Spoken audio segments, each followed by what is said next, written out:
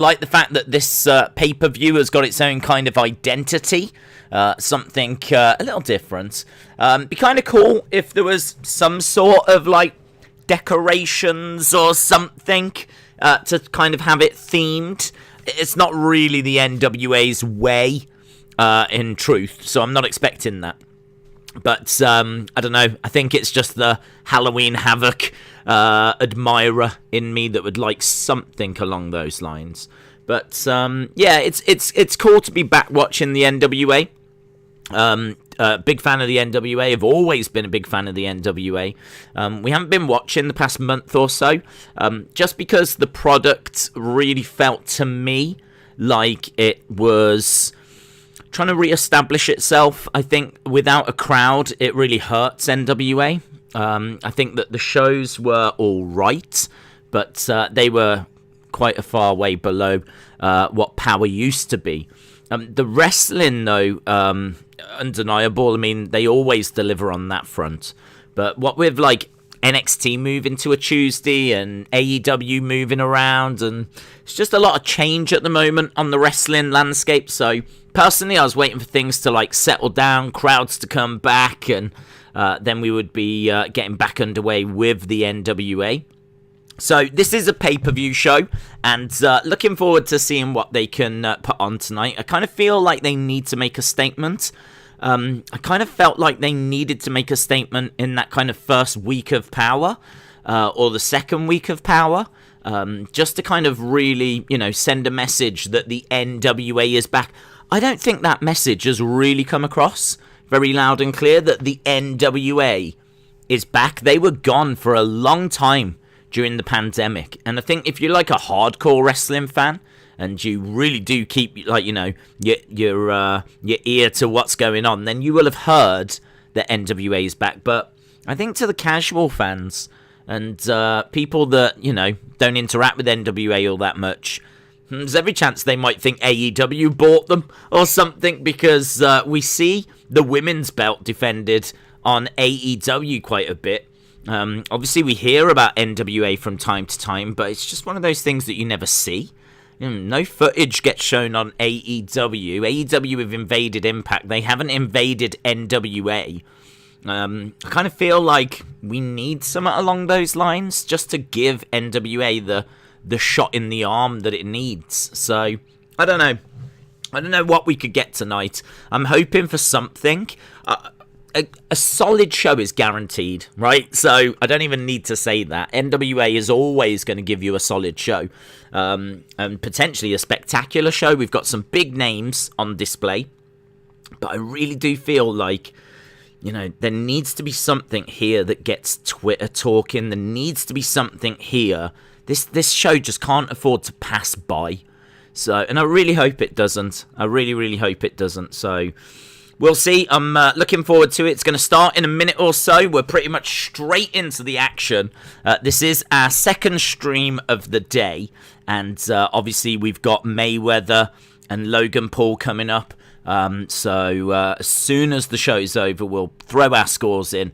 We'll end this stream. And pretty much straight away, we're going straight into that Mayweather-Logan Paul stream. So, yeah, busy. Lots going on.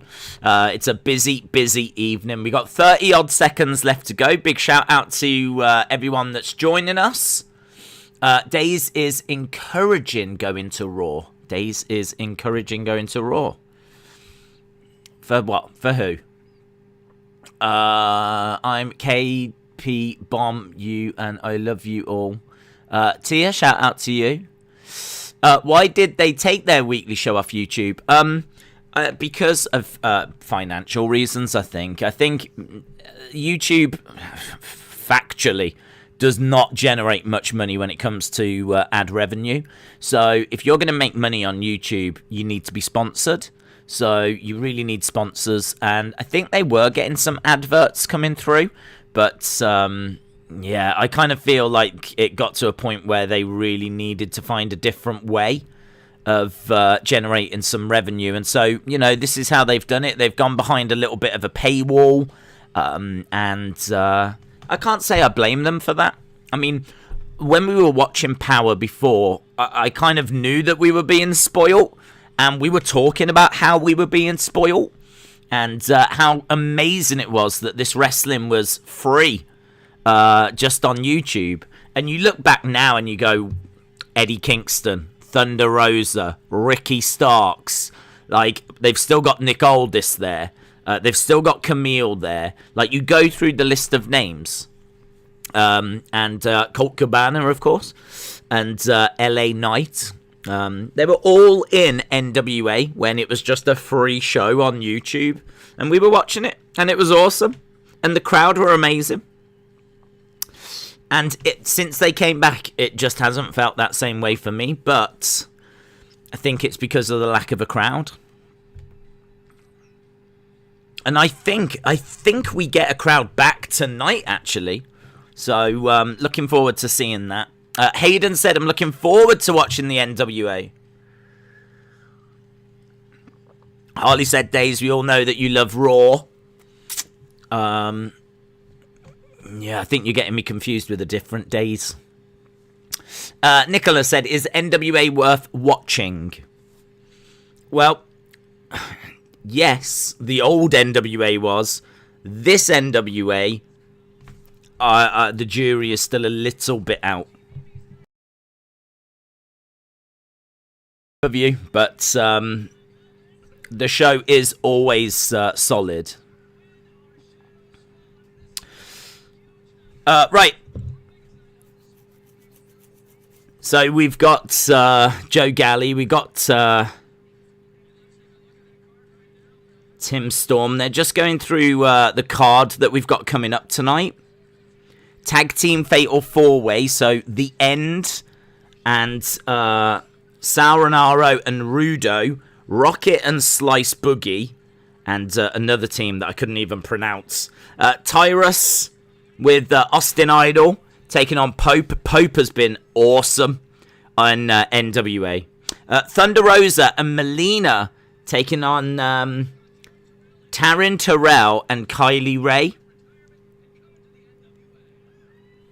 So Kylie Ray in the NWA. JTG of Crime Time taking on Rosa, who obviously used to be Darren Young. So a debut in JTG taking on they've said Destiny, debut versus Destiny. For the NWA World Tag Team Championships, we've got War Kings taking on Latimer and Adonis and Stevens and Kratos. And this is where things get good. So for the NWA World Women's Championship, Kamille takes on Serena Deeb. Serena Deeb in action on this show. For me, right up there with Wrestlers of the Year. If I was to name my Wrestlers of the Year, Serena Deeb would be in the conversation. Aldis taking on Trevor Murdoch is our main event tonight. And looks like we're going to go straight to our first contest. If Buddy Murphy goes to AEW, I want him to face Moxley or Omega. What do you think would be a good match? Well, either would be good, but I think the Murphy-Omega match would be better, in my opinion. No Days, no Serena Deeb. Days loves Serena Deeb. I do love Serena Deeb. Serena Deeb is an amazing wrestler. Absolutely. James Chadwick says, could we see a new women's champion and a new world champion? Well, I do think there's a chance that something will change hands. But I don't think it... I can't see Aldis losing the title, personally. Hard to see Serena Deeb losing the title, but... I think, would AEW be interested in Kamille? Right, The End coming out. They're a little bit like the Ascension here. So we'll go into this tag match first.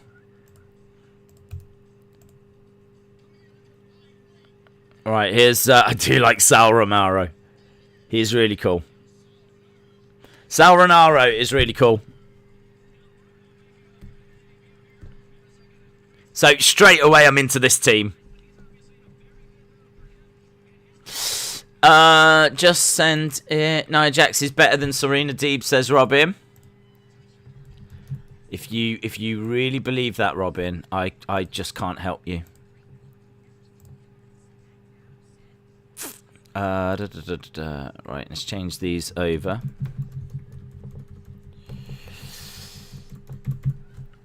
Right, this is a 4-way tag match. Boom.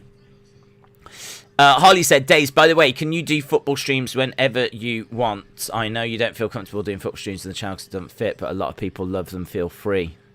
Shout out to you, Harley. Appreciate it.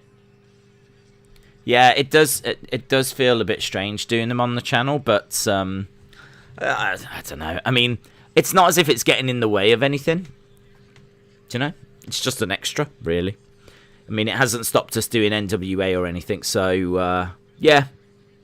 It's cool. I really appreciate the support. I appreciate everyone that's joined us for those.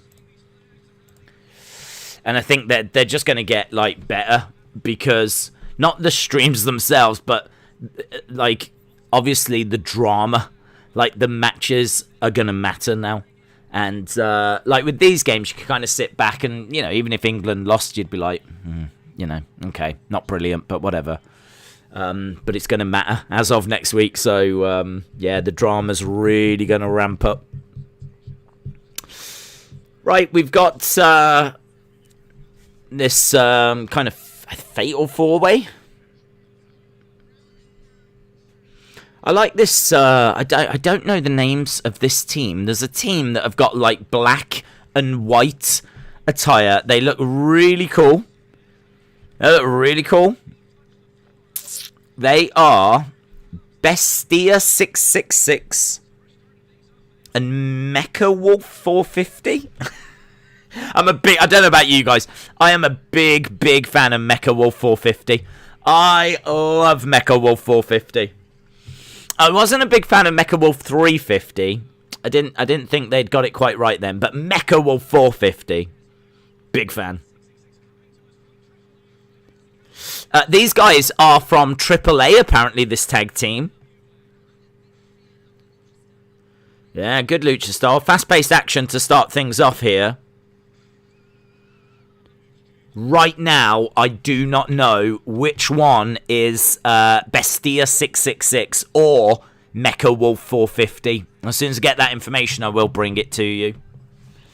But one of them is in the ring right now against Sal Renaro.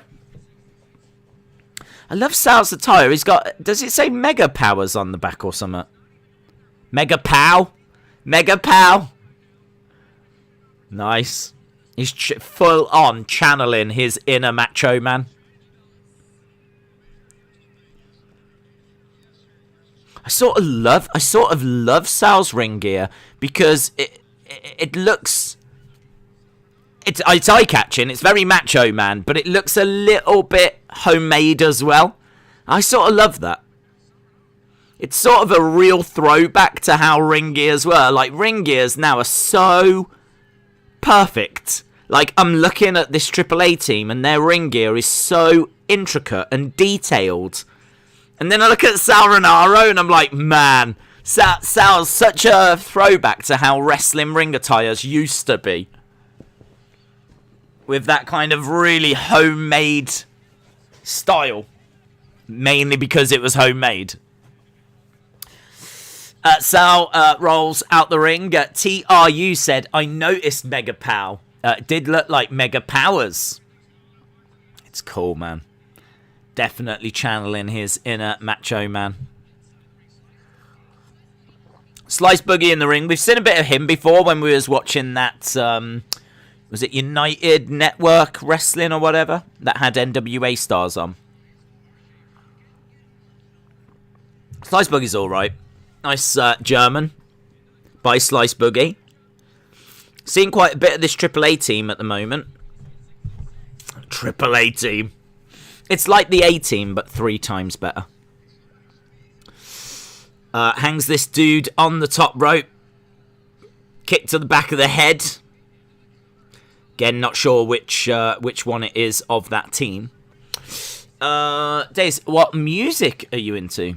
I kind of like varied different bands and whatever, because I did work in an entertainment store.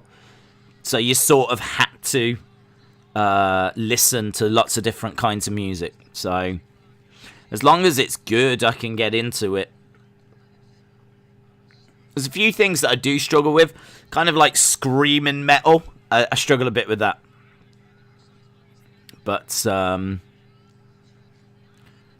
yeah, I like dance and folk and a bit of country, if it's good. Country's not really a British thing, in all fairness, but it's very cool. I do like Johnny Cash. Right, we've got The War going up top.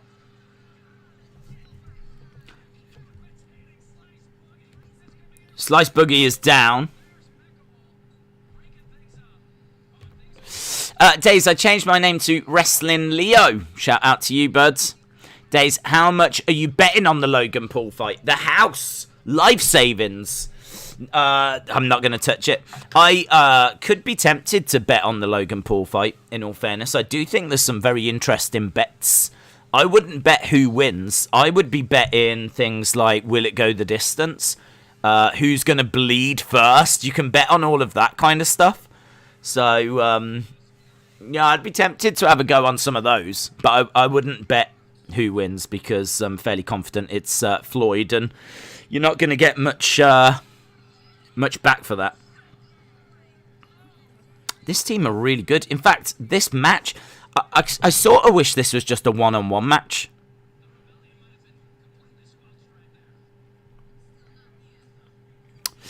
The only metal singer I like is Marilyn Manson, says Wrestling Leo. Sam said, I put 50 on Logan tonight. That's good. I think, what would you get back? I don't know what you'd get back, actually. Is it about 250 quid? Bet 50 on it. Get about 250 back, I think.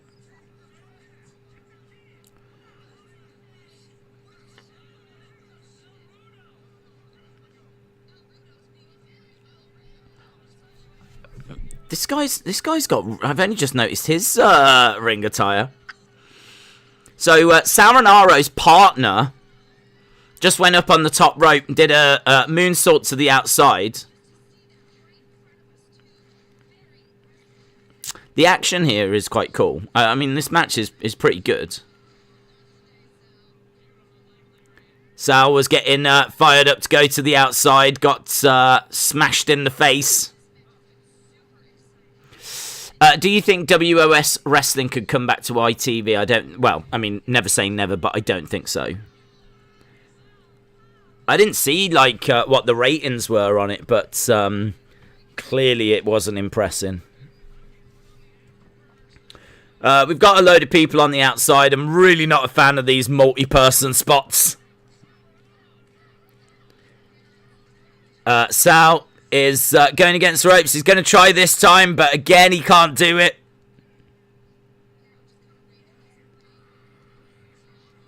Camera's bad angle there with the referee getting in the way.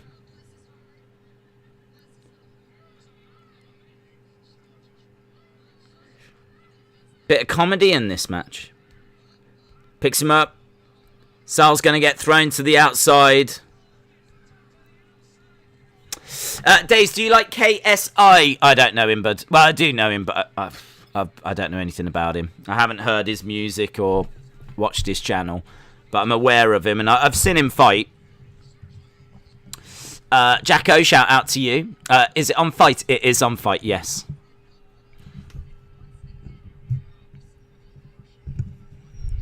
This match is so confusing. Can I just say it? This match is leaving me quite confused. Because we've got loads of people. I mean, there's 8 people in this match. And I don't know many of them. And there's a couple of teams that have stood out here. There's a couple of, like, teams that I would love to see just go one-on-one. A match to try and show off your tag division. It's definitely got something about it. It's definitely, I can see why you would do it to show off your tag division. But I don't care what company you are. If you're going to do that spot where a load of people are on the outside and you're going to jump on top of them and they're just going to wait and catch you, I just hate it. I just really hate it. And there's been a bit of comedy in this match, like during the match where Sal has been trying to do a suicide dive and people keep stopping him. So it's got all this like hard hitting action. Now we get another one of them spots on the outside. And the match has ended. I sort of feel like that match was a bit all over the place. I think there was some really good stuff in there. I think there was some stuff that's not really for me. I think there was some nice showcase of the teams. I don't think it needed the going over the top and taking like everyone out spot. But coming out of this match, I could see there being some really good matches. Yeah, these two teams in particular stand out.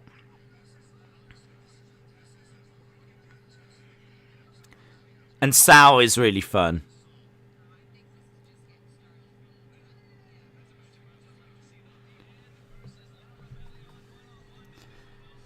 Right, are they called La Rebellion, apparently? La Rebellion, victorious. Bestia 666 and Mecha Wolf 450 victorious in this one. So, yeah, it was alright. It was alright. Miss Clown 1 said, that spot should be banned, it sucks. Everyone does it. It happens all the time. You see it so much in AEW in particular.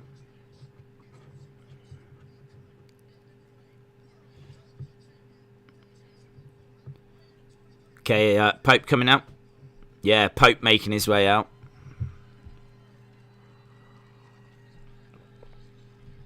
So are we going on to the next match, or is he going to do a promo first? Days, do you remember Brock Party? That was the best version of Brock. That was good. That was fun.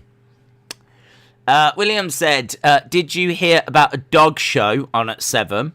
Are you streaming a dog show? I haven't heard about a dog show. And am I going to stream a dog show? What, other than Raw? Doesn't sound like the worst idea, but no, we'll probably stick with Raw. Jacko said, Days, love asking these questions, but what do you prefer? Katie Lee Birchall, Dana Brooke, Tamina, or Liv Morgan? Probably Dana Brooke. I'm seeing people losing their minds over Liv Morgan again on Twitter because she's posted some pictures of her in roller skates. And, I don't know. I don't know. I think that's the large part of her appeal, isn't it? I think we're kind of getting down to why people are so crazy about Liv Morgan. So, yeah, in ring, she's okay. Doesn't really do anything for me. But she's got a big fan base. And I think, just look at them pictures, you can see why. Tamina, I love Tamina because I love watching her do that splash. Tamina splash is one of my favourite moves in all of wrestling. It's might be the single funniest thing that you can actually see anyone do. So, yeah, Tamina's pretty funny. Kaylee Birchall, that's a weird name to throw from the past. I don't know where you got that name from. She was alright. But I like Dana Brooke. I think Dana Brooke's paid her dues, man. She spent a while down in NXT. She got called up. She's done a bit of managing. She's done a bit of in-ring. She, improved in the ring. She's been in a tag team. She's done solo stuff. She's been with Titus Worldwide. She's partnered Charlotte. She used to be in a, little thing with Emma when she first came up. Like, she's done loads of different stuff, just trying to find a spot on the roster. And now, obviously, she's in Sexy Muscle Friends with Mandy Rose. So I really respect the grind. I really respect the fact that she, spent so long in NXT, came up, she kind of came in as a big deal as well. They had high hopes for her in NXT. They gave her like vignettes for weeks, and showed like how muscular she was. And she used to, when she used to come out, she used to like do a flip, but she wouldn't touch the ground. She would do that, and she'd just kind of like flip over. She does it sometimes. It's really cool. It's very impressive. But yeah, in ring, she never really set the world on fire. But I don't know, man. I like her. I wish she would get some more opportunity. But in fairness, I suppose you've just got to be happy to have a job, considering everyone that's got released, you know? Right, so first match down, and now we are moving over to match number 2. This is going to be Pope versus Tyrus.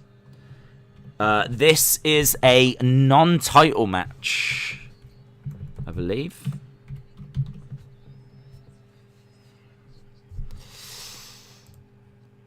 Pope has been awesome. Pope, I mean, I've been watching a little bit of NWA when they came back, and Pope has been really eye-catching. Still got the Mongrovian flag in the background, obviously tribute to Question Mark, and Pope unloading on Tyrus right now. Couple of ex-WWE superstars going at it. We've got Austin Idol in Tyrus's corner.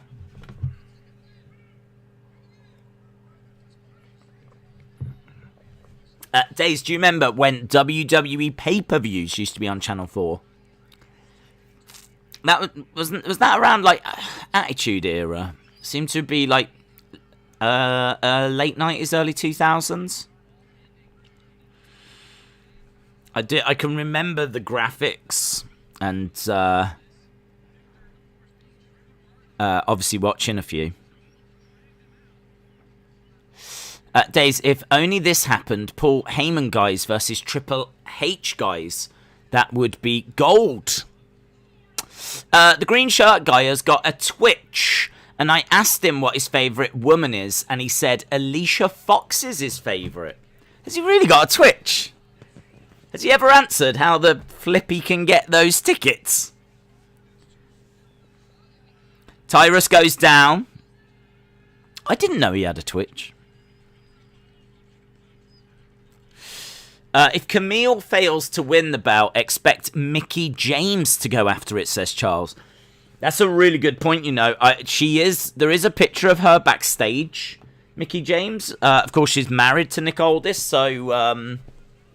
and she's available now, so it's a good point. Could we see Mickie James interfere at all tonight? Crossbody by Tyrus, and Pope goes down.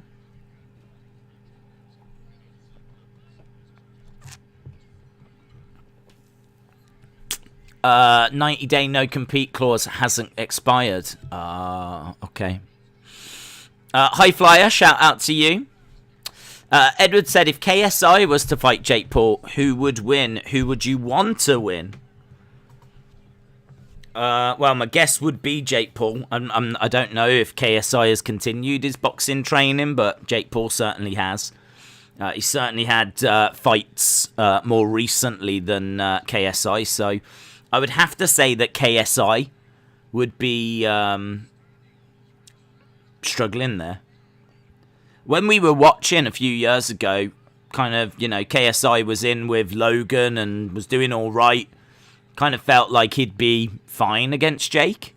But Jake's really come into his own now, you know. It's Jake that's kind of taken the lead.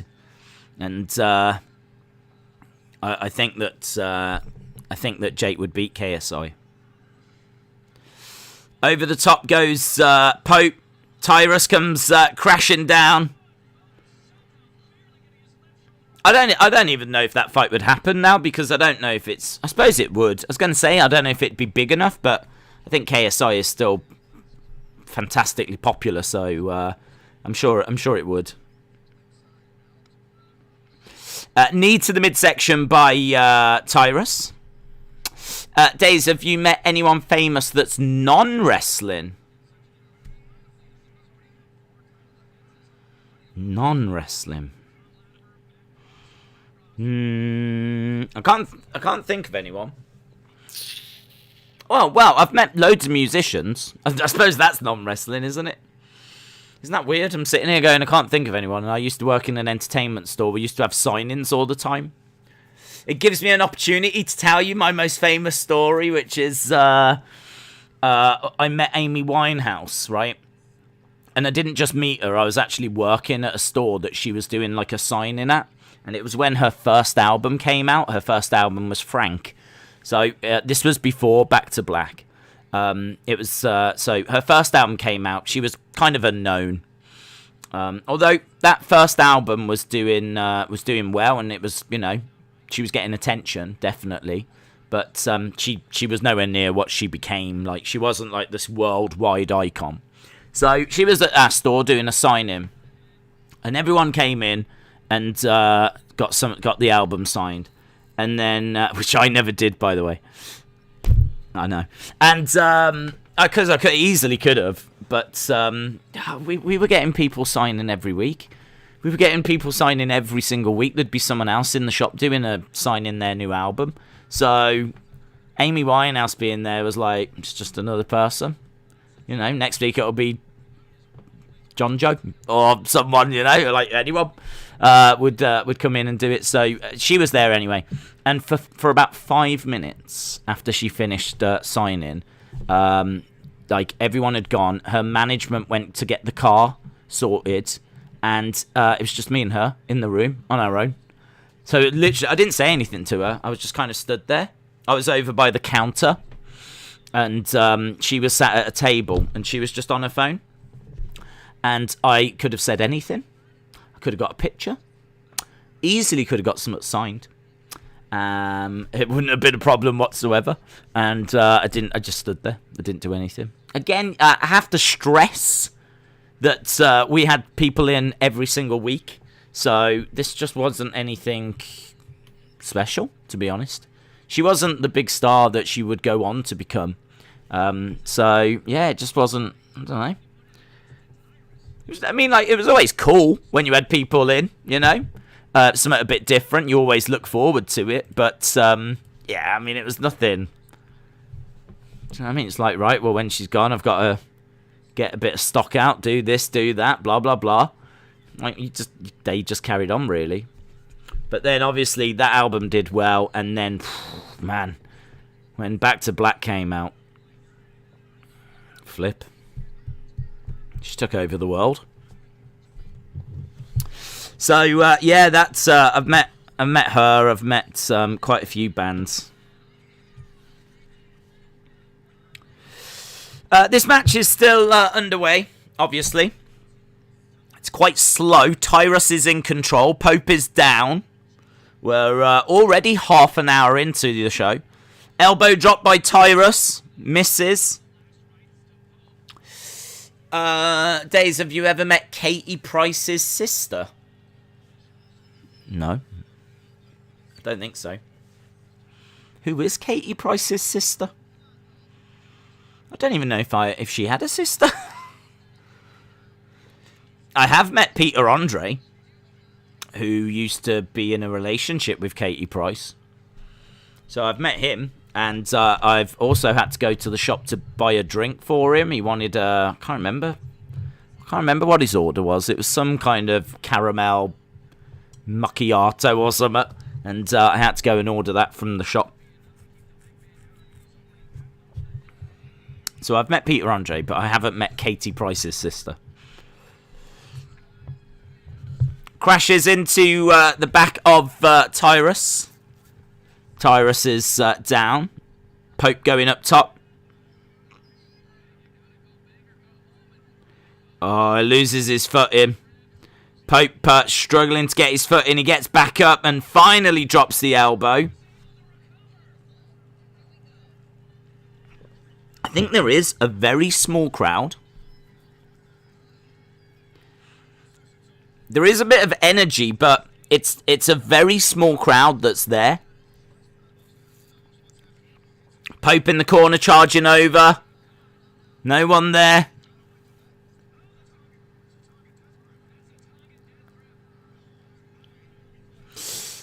Days I met UFC Alexander Gustafsson. That's really cool. That's cool. I've not met any UFC stars. I'd love to. Tyrus had the Tongan death grip. He had Pope down. Pope just getting his shoulder up.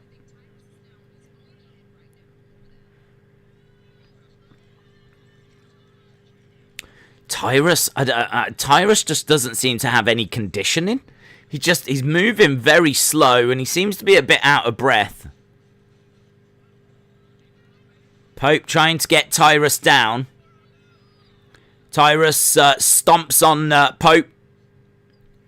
Drags him over to the corner. He's looking to go to the middle rope. Oh, tries to do a bit of a bonsai drop, actually, but comes down on Pope, who just manages to get his knees up.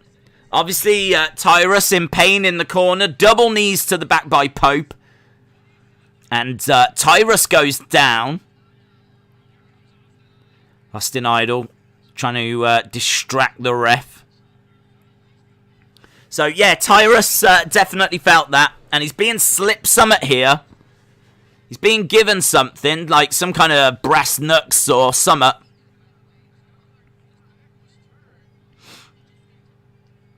Boom. Big right hand.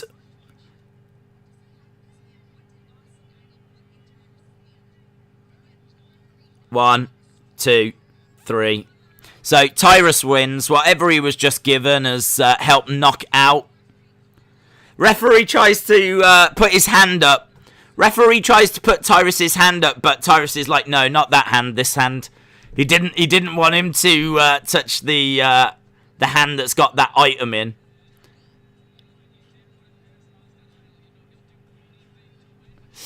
Days, I met Pete Dunne when he was in the UK champion, and guess what? He let me hold the UK championship. That's really cool. That's really cool. I've never met Pete Dunne. I have met Tyler Bate, but I've never met Pete Dunne, and I've never been allowed to hold the UK championship. So, hashtag jealous.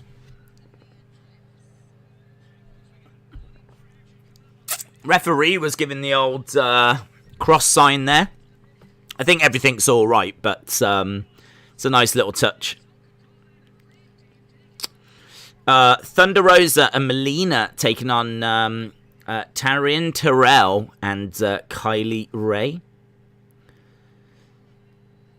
Tyrus and Austin Idol. Trying to get to the back. Tyrus couldn't find his way through that curtain. In fairness, that curtain is a nightmare.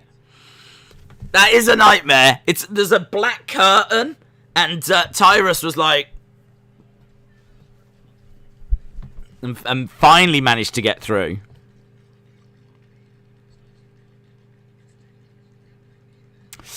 Magnus teamed with Samoa Joe a lot, was part of the last main event. Mafia beat Jeff Hardy for the TNA title, before losing to Eric Young. Have you ever seen the Harlem Globetrotters? Yes, I have. I've been to see them a couple of times, actually. I don't know what it was. I don't know how it happened, but I was really into the Harlem Globetrotters for a short time. And I went to see them a few times, a good few years ago. I think I got into them because I'd always heard about them, but I didn't quite know how they, Okay, Thunder Rosa coming out. Yeah, I didn't quite know how they would fit into things. I didn't quite know how they would, how they worked in basketball. Like, who did they play? Like, how they weren't in a league, so what were they about? So I looked into it, and I ended up buying the book, like the history of them and how they started, and it's so interesting. Their history is absolutely fascinating. And I just really got into the Harlem Globetrotters as a result. And so, yeah, I went to see them. When you go to see them, they just, do tricks and whatever, and that's really cool. But, if you look at their history and the fact that, black players weren't really allowed in the league, And so there was a few like all black teams that you know, were kind of having to play each other really. And the Globetrotters, you know, coming out of Harlem were kind of a part of that, and it's really interesting. I don't think I'd be able to do the history too much justice without a bit of a refresh, but yeah, I have still got the book actually. I probably should reread it again. But they had players like Wilt Chamberlain, like they had some of the greatest players of all time go through the Harlem Globetrotters.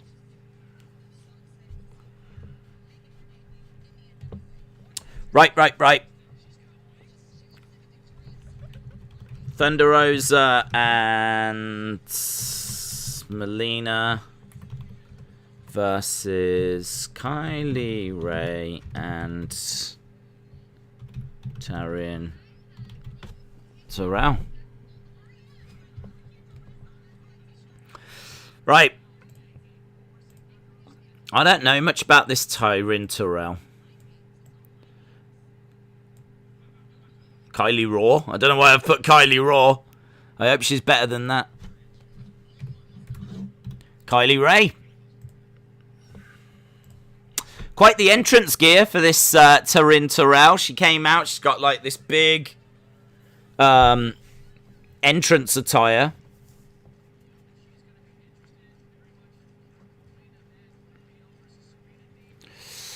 Okay, so she's starting off with Melina.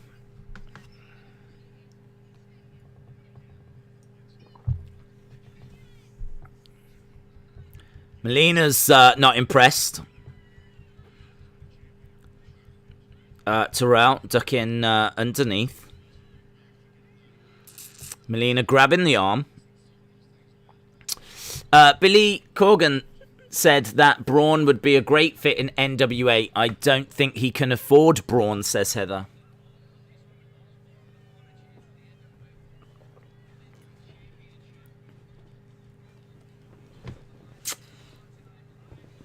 Okay, Taryn Terrell, or whatever her name is, on the outside, running over to Kylie Ray, tags in Kylie Ray.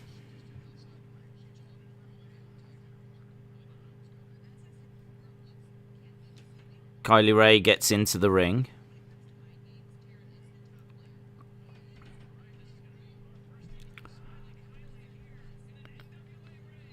Joe Galley said this is our first look at Smiley Kylie.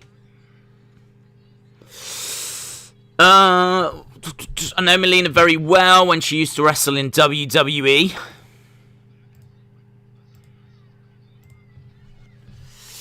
I remember Taryn in TNA Impact. Still can't believe she's still wrestling. She looks in great shape. Taryn Terrell is a former women's champion in Impact. Okay. What time is the boxing stream? As soon as we're done with this one, bud. As soon as we're done with this one, we'll start over on the boxing. Nice work by Kylie Ray. Rolling through. She's keeping a hold of the arm of Melina. Obviously, tonight is all about that Mayweather-Logan Paul fight. A lot of excitement for that. Into the corner. Thunder Rosa stepping in.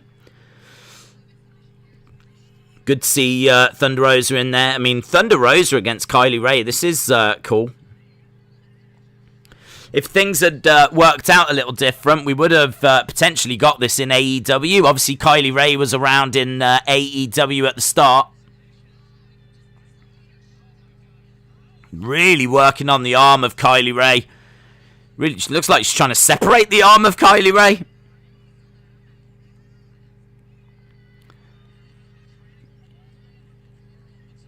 Yeah, she's got some really good holds here, Thunder Rosa. Nice reversal, though, by Kylie Ray. Nice takedown. Thunder Rosa with the head scissors.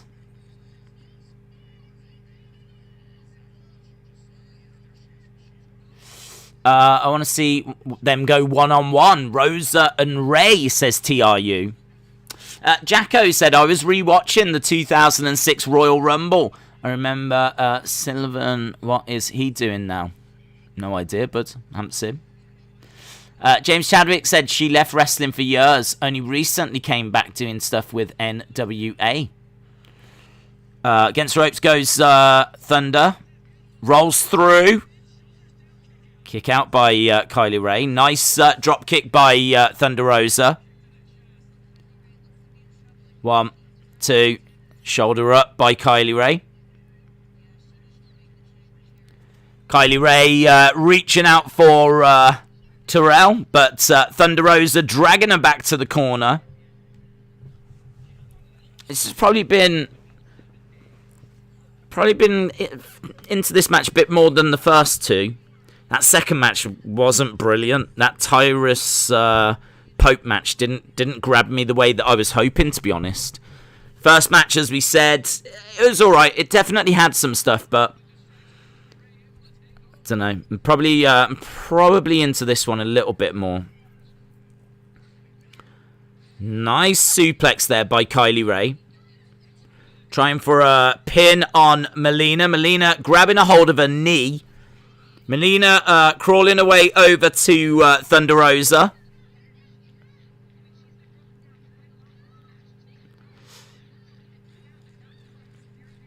Okay, Terrell saying some words of encouragement to Kylie Ray.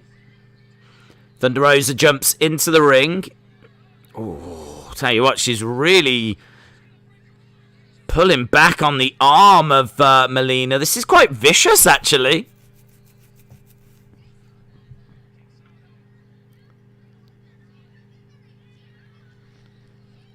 That's some vicious stuff there. Vicious work from Smiley Kylie.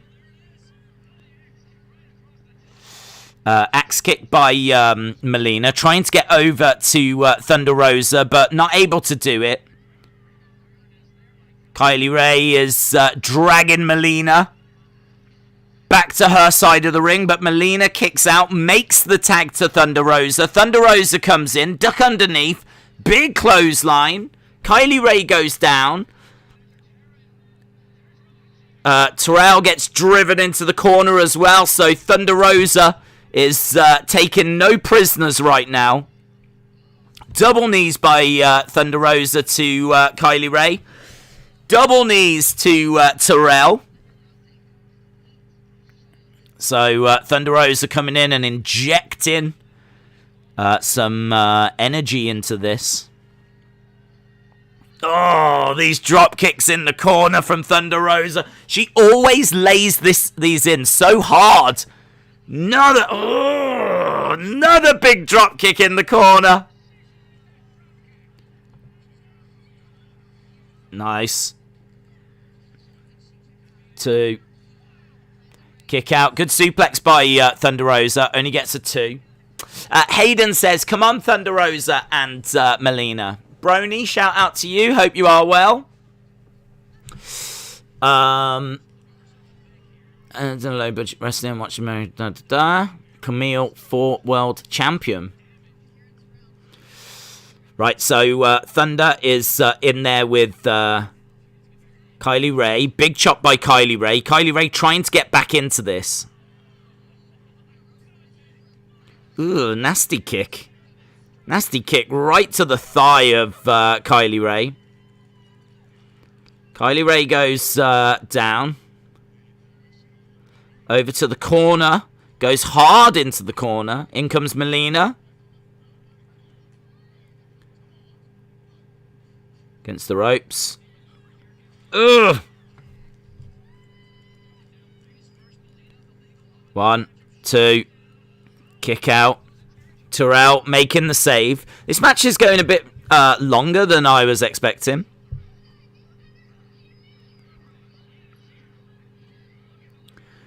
Right, Melina grabs Terrell, throws her over to the corner.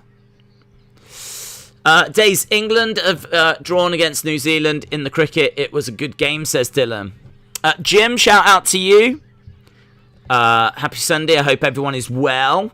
I'm surprised anyone would sign Kylie Ray, considering what she did to AEW and Impact. Right, Thunder Rosa has grabbed Terrell and driven her to the back. So those two have both gone. It just leaves Kylie Ray and Melina in the ring. Roll up by Kylie Ray. She grabs a lot of the tights. So Kylie Ray gets the win.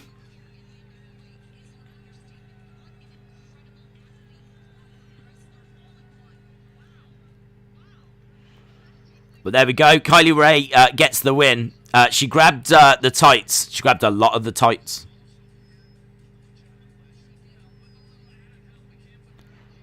Is she saying I'm sorry for cheating? I can't quite tell what's happening. Is she conflicted? Is she like sorry for cheating, but she cheated? I'm not quite sure. JTG and Rosa. Days Kylie Ray was against Holly Dead last night at Warrior Wrestling. Who has got the best women's attire?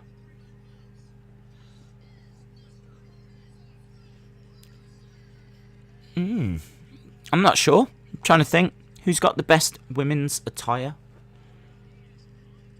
I like the fact that Bianca Belair makes her own. I like that. And she looks really cool in it as well. And she keeps mixing it up. But Sasha always looks classy because, of course, her husband is like a costume maker. So, not Bailey. Asuka looks fine, but she doesn't change it up that much. Charlotte always looks awesome. I don't know, I might go with Bianca. I think Bianca looks great. Right. Right. JTG.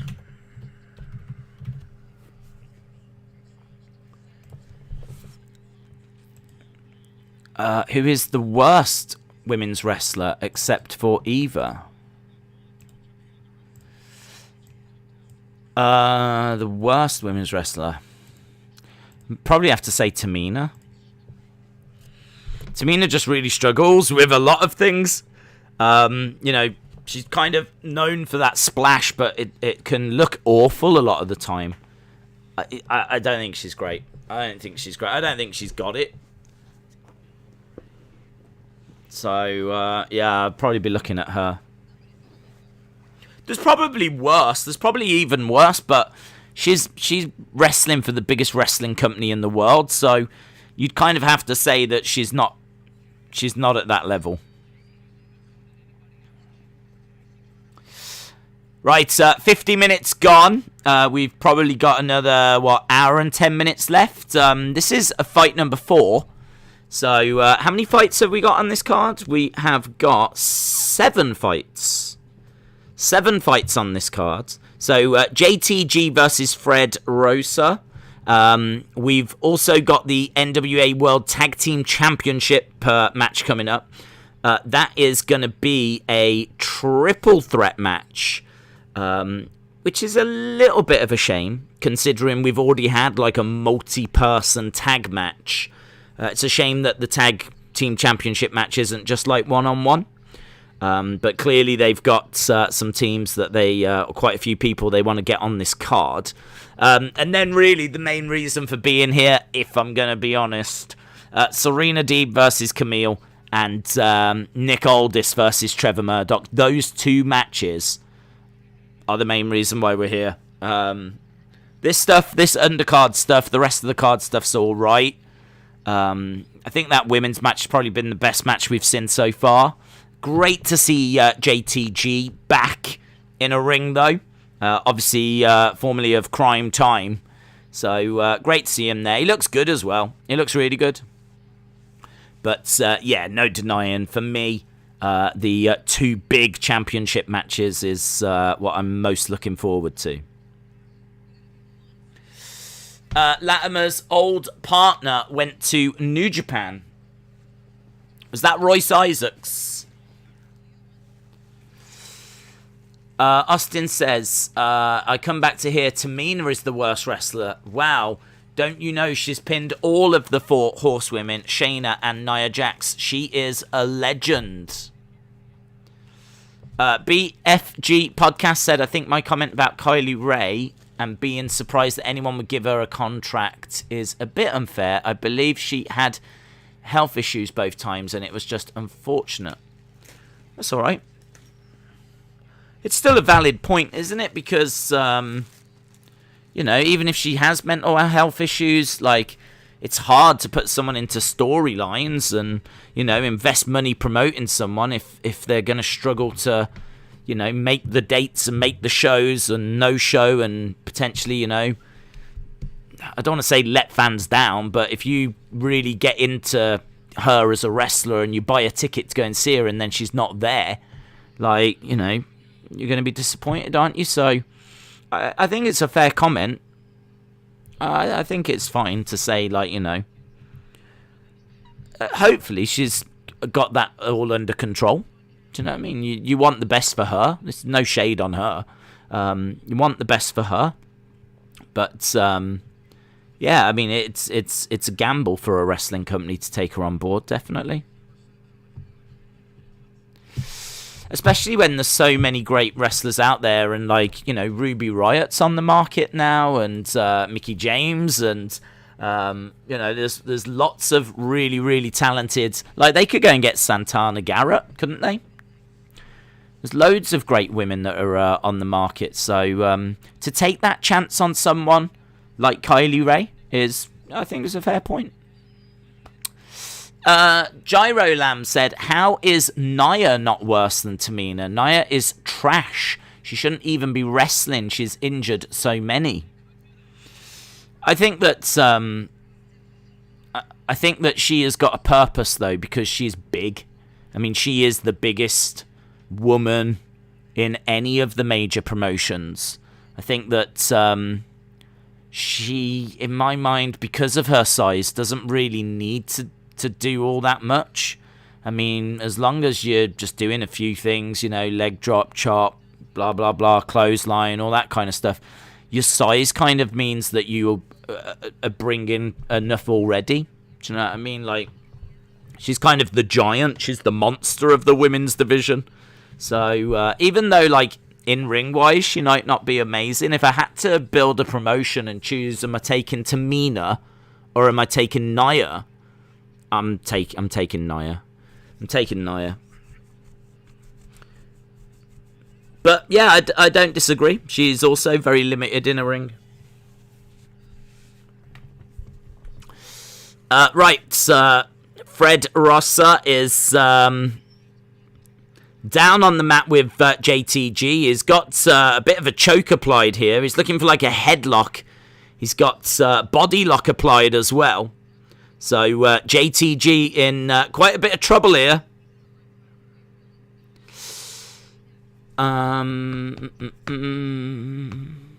Who has the best woman on the show? I don't know what that means. You missed a super chat. Okay. Thank you. Go said, Dave's question for you. Sometimes Liv's matches look bad. Do you think she can improve? Or will she be the same level as Tamina no matter what? No, I firmly believe that she can improve, and I think she has improved. I think if you look at Liv's matches from NXT, compare them to what you get now, then you'll see the development that she's made. So she's definitely made improvement.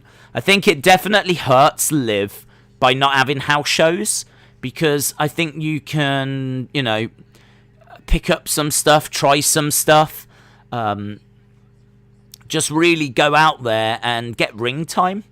Without that, what ring time is she getting? I mean, yes, you can train and whatever, but it's not the same as doing it in front of cameras, in front of people, you know? You can do it behind the scenes, but it's kind of like sparring compared to actually having a fight.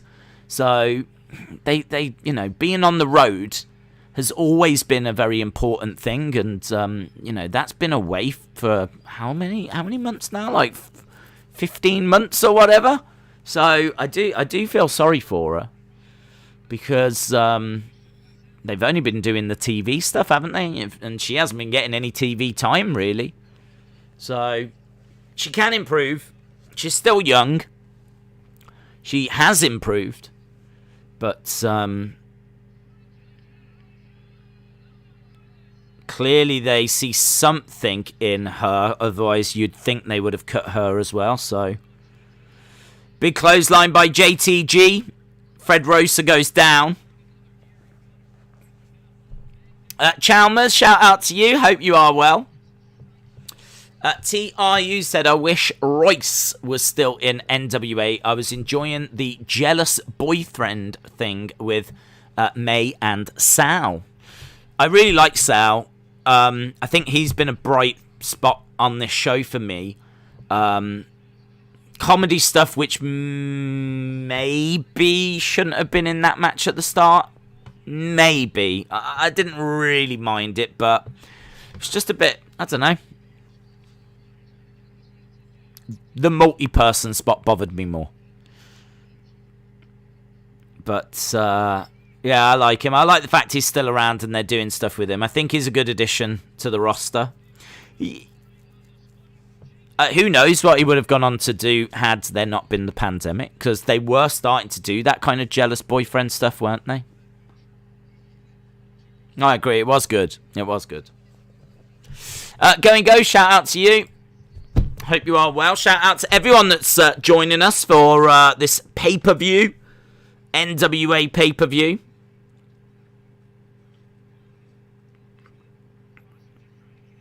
Rosa trying to get away from JTG. Who would you choose for your wrestling promotion out of Sexy Muscle Friends? For me, it would be really hard because Dana Brooke has passion, but Mandy brings fans, and I could not decide who is better. Who would I choose for a promotion? I would choose Dana Brooke. I would choose Dana Brooke. I don't care that Mandy Rose, I don't know, looks more attractive. I just don't care. Brings in the fans, as you say. I want someone that's going to give their all. And in fairness, Mandy Rose does as well. But I just think that Dana's passion for the business really comes across more than, say, Mandy's or whatever. I've seen quite a few interviews with Dana Brooke where, you know, she talks about just, you know, wanting to work hard, wanting to get better at this. And I kind of really feel like she really wants this and she's really trying. And even though she's not like a great wrestler, she's someone that can still hold their own. I mean, like, she's okay. She's okay. She can do some stuff in there. She's not terrible. I wouldn't say she's Nia or Tamina bad. But a lot of it comes down to, like, opportunity. What opportunity does she get, you know? She's just shoved in a tag team now, and you can see how much they value women's tag team wrestling. I mean, they just don't. Right, we're done with this one.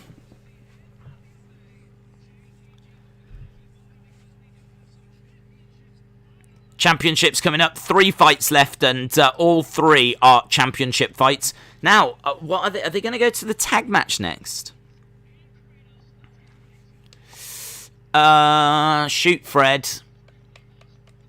Hayden says JTG wins. He does. It's awesome to see JTG back in wrestling.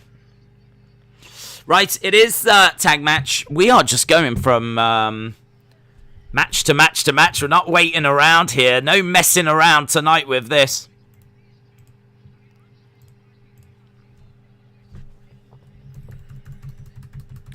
Right, we've got... I mean, that is going to give our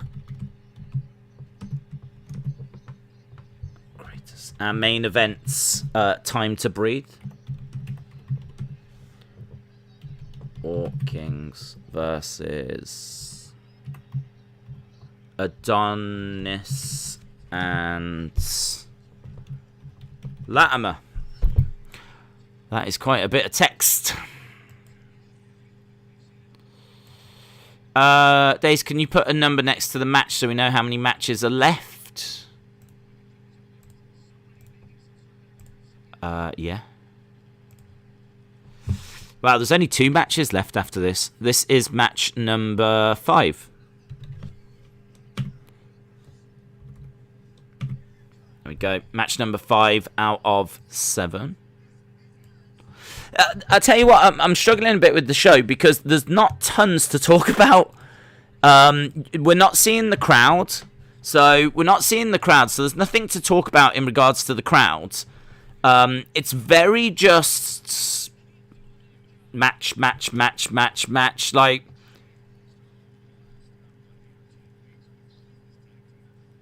it's just wrestling, which I'm not down on. You know, it's a pay-per-view, so you don't really expect much storyline development. This is sort of the payoff, but don't know. It's kind of like there's no big entrances. There's no. You don't. In fairness, you don't really get that with NWA anyway. But it's just there's nothing to talk about. It's just matches.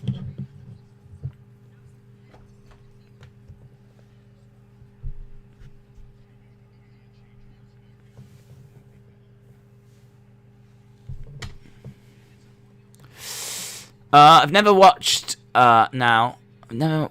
Okay. Miss Clown, one shout out to you.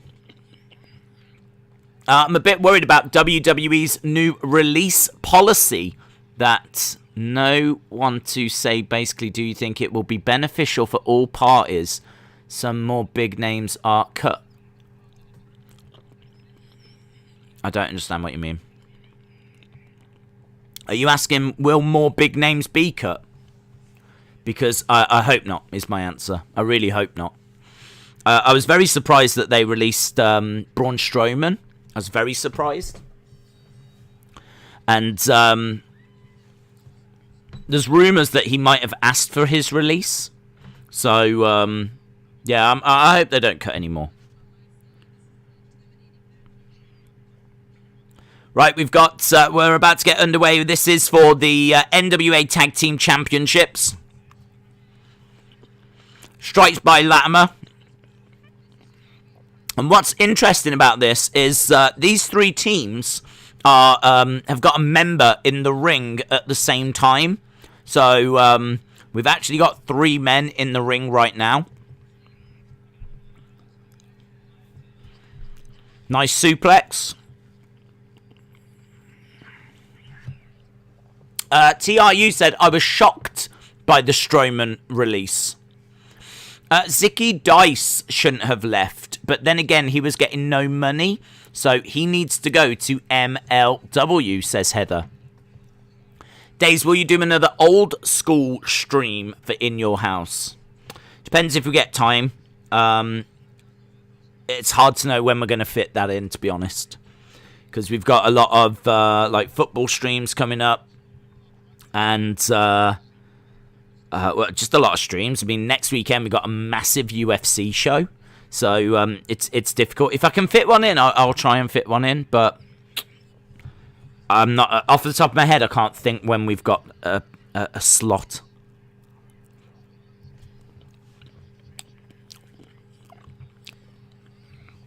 It's about Adonis wrong. He won't mind.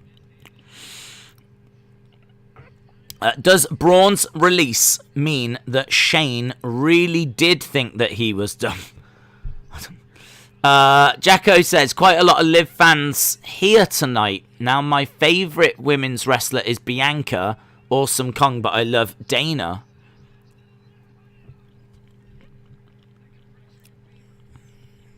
Right. I need to try and keep an eye on this as well so that we are saying what's going down.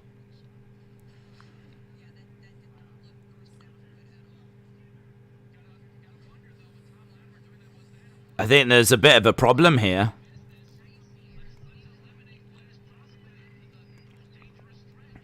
Aron Stevens on the outside.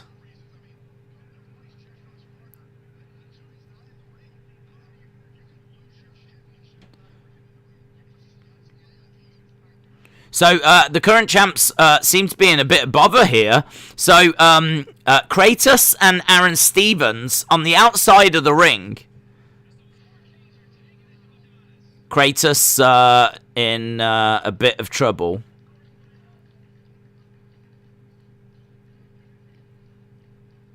Seems to be a bit confusion here.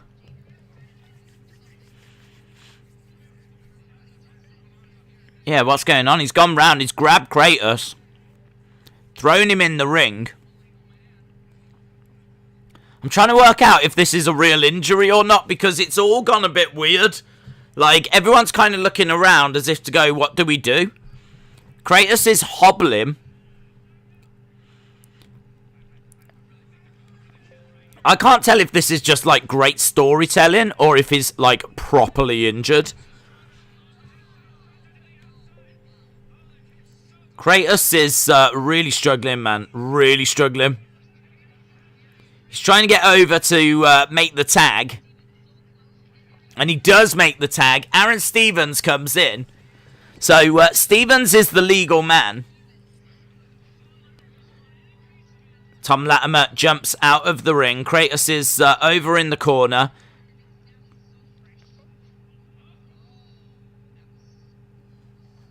Kratos knocked into Aron Stevens.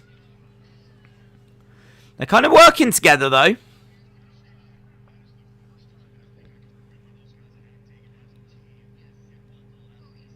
Look, whatever this is, it's totally drawn me in. It's totally drawn me in. If he's not really injured, he's done a brilliant job.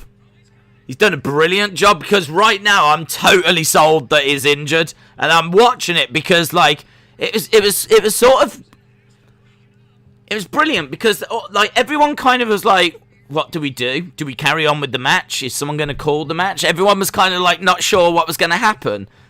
And, they've ended up carrying on with the match. Kratos is down on the outside, grabbing a hold of his knee. Like, if he's selling, this is some of the best selling, because I am totally convinced he's injured. I am totally convinced this is genuine. So, if it turns out that this isn't genuine, he has sold this perfectly. And it's absolutely drawn me in. We were talking about, like, Liv Morgan and all this kind of stuff. And right now, I'm just, like, right in this match, following the action. And if he is injured, fair play, because he's still out there standing on the edge of the ring. Stevens is down on the outside. Latimer in control.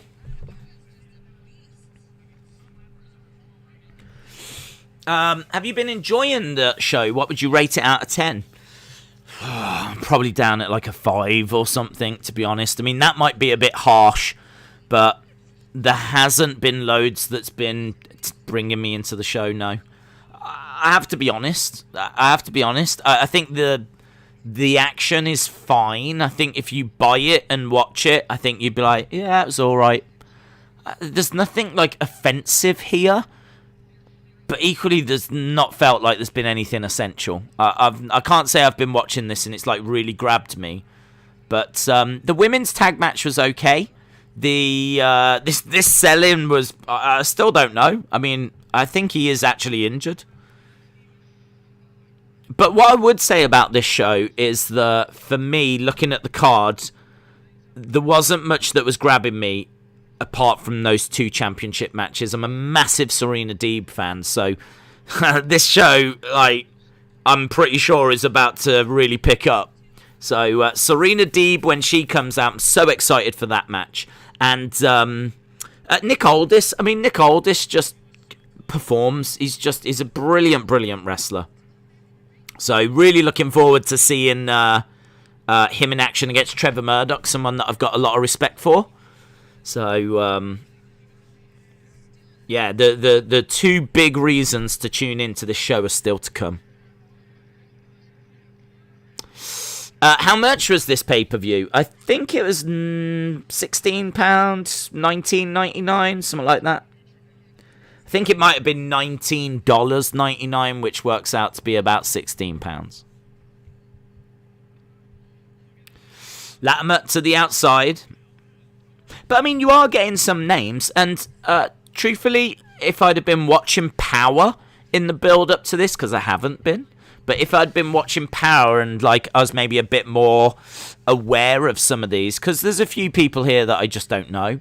And, obviously, I'm going into it cold as well, so I don't know the storylines. I don't know the nuances. I don't know. There's a lot here that, you know, I'm literally just watching the show for what it is. And that obviously isn't going to help either, so I don't want to make excuses for it. I'm still standing by the fact this is like a 5 so far, but I think there are reasons why. And I wish the crowd was bigger as well. The crowd is just like a few rows of people. It's great that there's people there at least, because they haven't had anyone there. So it is still an improvement, but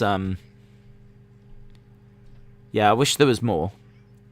I wish it was back to how it was with a proper stand and everything, but hey, don't we all wish that it was back to how it was? The world in general.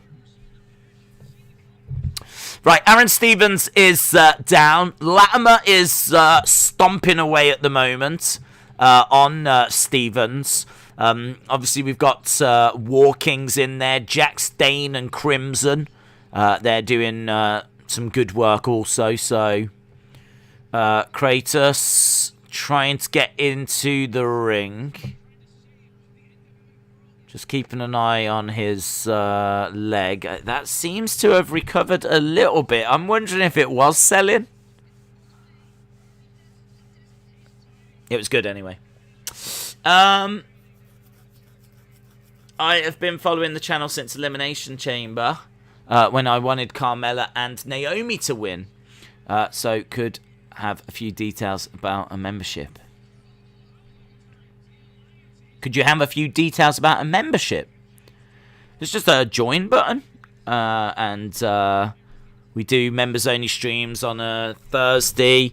There's a Discord.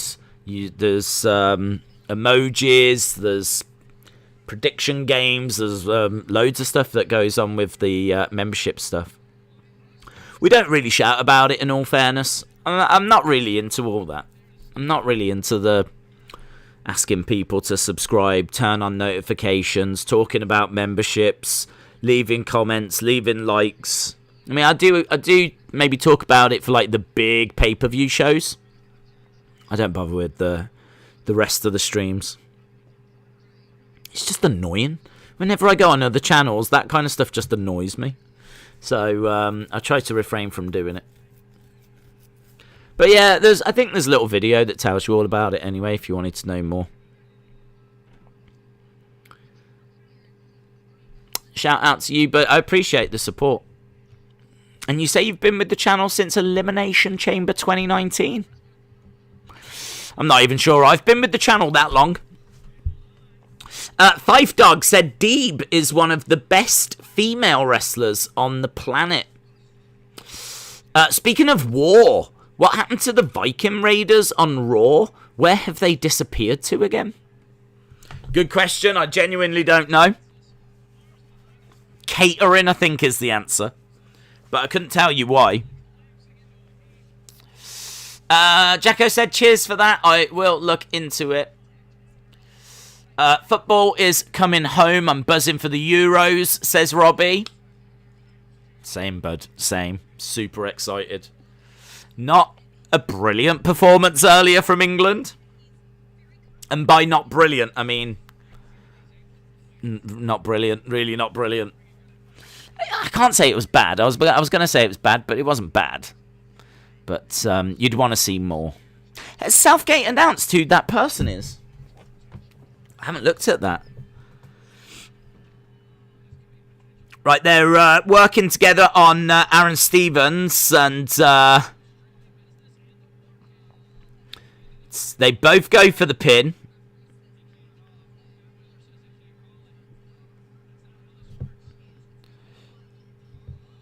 Yeah, I got to admit, I do wish that this was just one-on-one.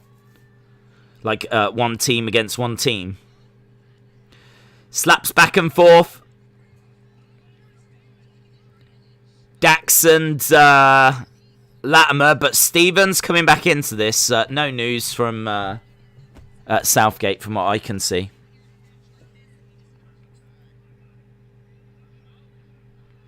Big clothesline to the outside. Maybe the Viking Raiders went on a long raid. Maybe. Viking Raiders on a 5-team match on Raw.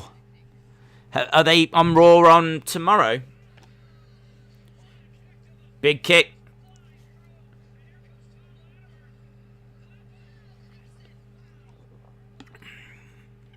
Crimson with a power bomb.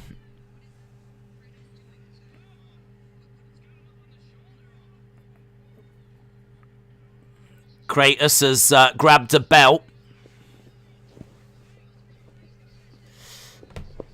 Crimson was about to get walloped with the belt. Referee takes the belt away. Crimson with a low blow. So Kratos low blows Crimson. Crimson goes down. Aron Stevens goes for the pin. And the match is over. So there we go. Aron Stevens and Kratos victorious. And Kratos is still hobbling. He is still hobbling.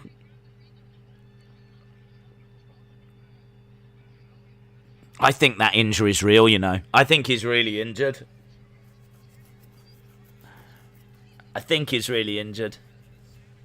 I love the streams. I love your honest opinions. Appreciate the support, Robert.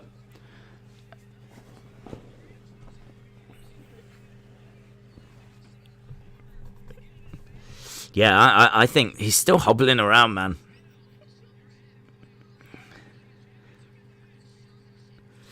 Handshake between Stevens and Kratos.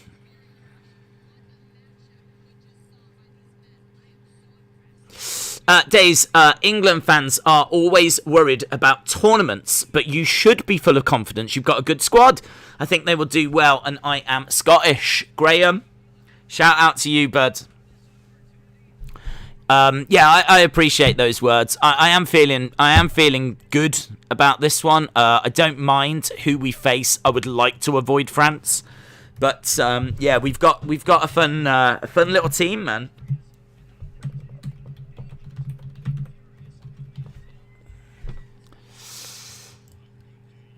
I think it's just years and years and years of disappointment kind of wear you down as England fans. So we fear the worst. Well, actually, we don't fear it. We fully expect it. We fully expect the worst. Here we go. Right, this is it, guys. Forget everything we've seen up to this point. Forget it. It's irrelevant. Now this pay-per-view begins. An hour and 20 minutes in. Now things get tasty. Yeah? What we've had up to this point has been just little nibbles.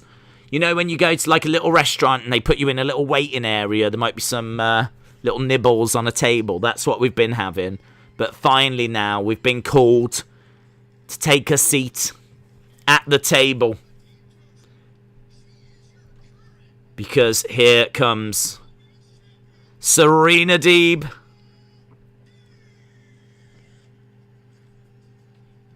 Little bit of entrance music for Serena Deeb. Serena Deeb comes out.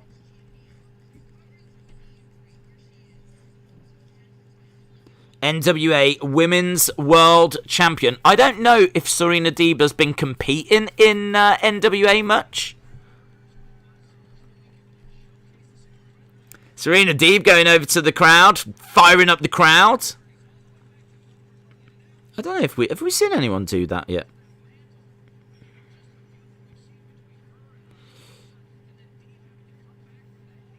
Holds the belt up. This is going to be a fight, man. This is going to be a fight. Look at Kamille. Look at the size and the strength of Kamille. We could absolutely see a new NWA World Women's Champion right now. Championship hold up. Kamille in one corner. Serena Deeb in the other.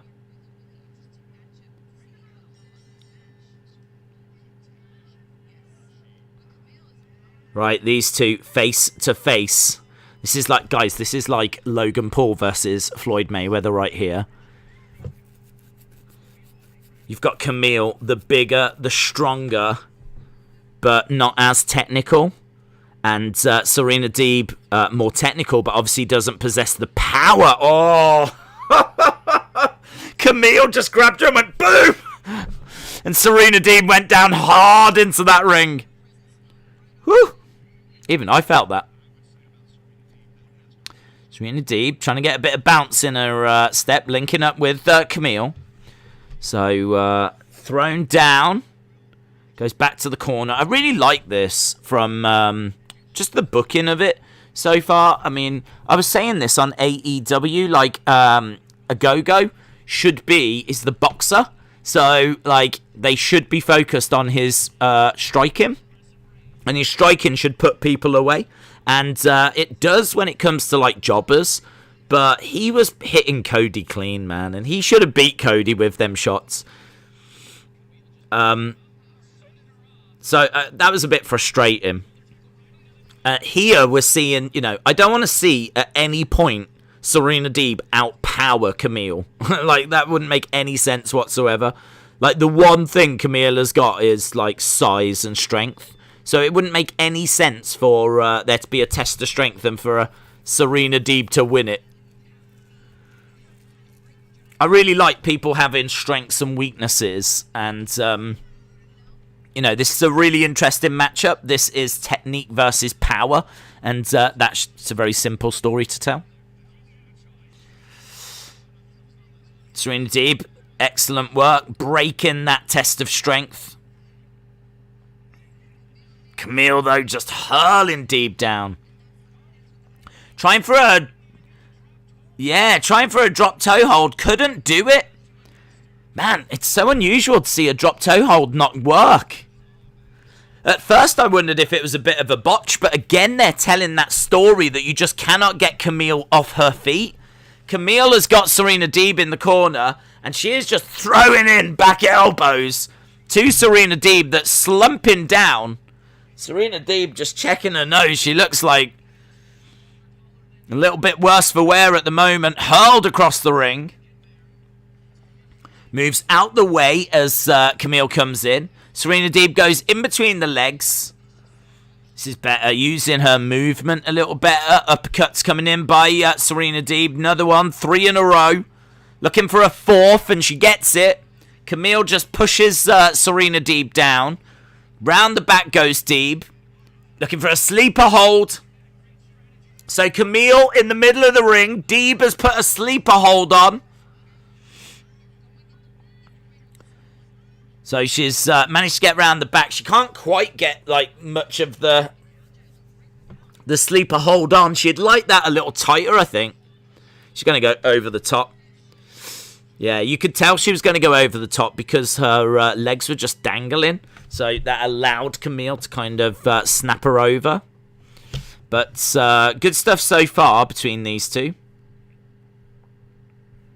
So Deeb over by the ropes, and Kamille showing that she is not going to be dominated in this. And she's got Deeb in a right mess. Deeb over by the ropes, and you know the Sheamus clubbing forearms to the chest. We're seeing that from Kamille to Deeb. Deeb is definitely feeling those.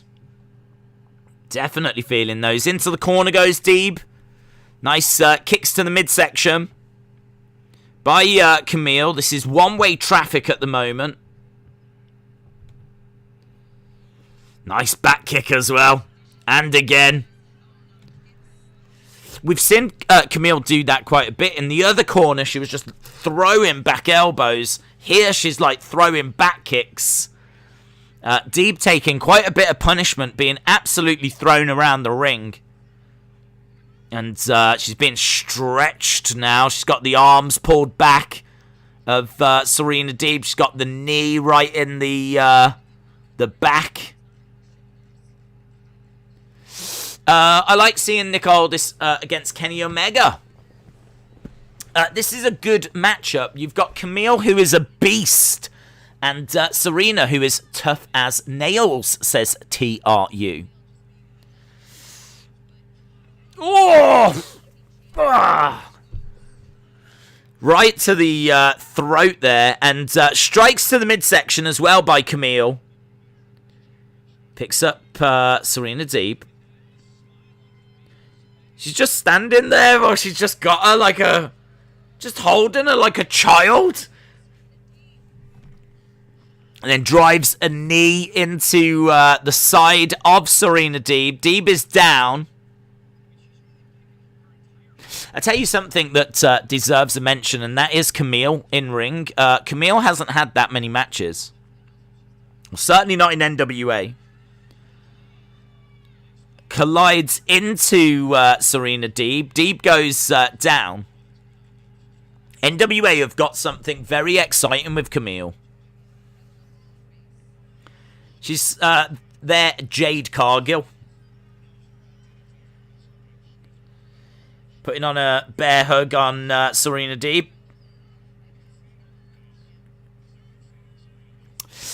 Braun Strowman versus Shane McMahon, WrestleMania 37. I hope we get to see Velvet Sky compete in an NWA ring one day, says Jim. Nice throw there by Kamille. Going for the cover. 1. I think she just gets a 2, but Deeb able to get her shoulder up. Kamille going over. Grabbing the legs of Deeb. Kamille stomping away at the midsection. This is a battering right now. Days Kamille has done a lot of indie shows during the pandemic. She was in Nashville last year. I didn't. Do you know what? I didn't even know you had indie shows during the pandemic. I honestly hadn't heard of or was seeing much getting advertised. So that's very interesting. She's good. She's good. She's really comfortable in the ring. She's not looking lost. And even though a lot of her attacks are just like blows, strikes, you know, nothing too adventurous. Slams. Slam there. Power slam. It's all just like works. Solid. She's not looking lost.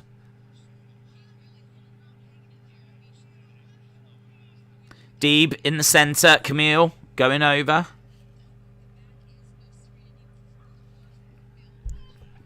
I'm sure Kamille used to be in a relationship with Braun Strowman. Imagine them two. Huh. Shoulder up. 2 count. Kamille picked up Deeb, drove her into the corner, slammed her down, went for the pin.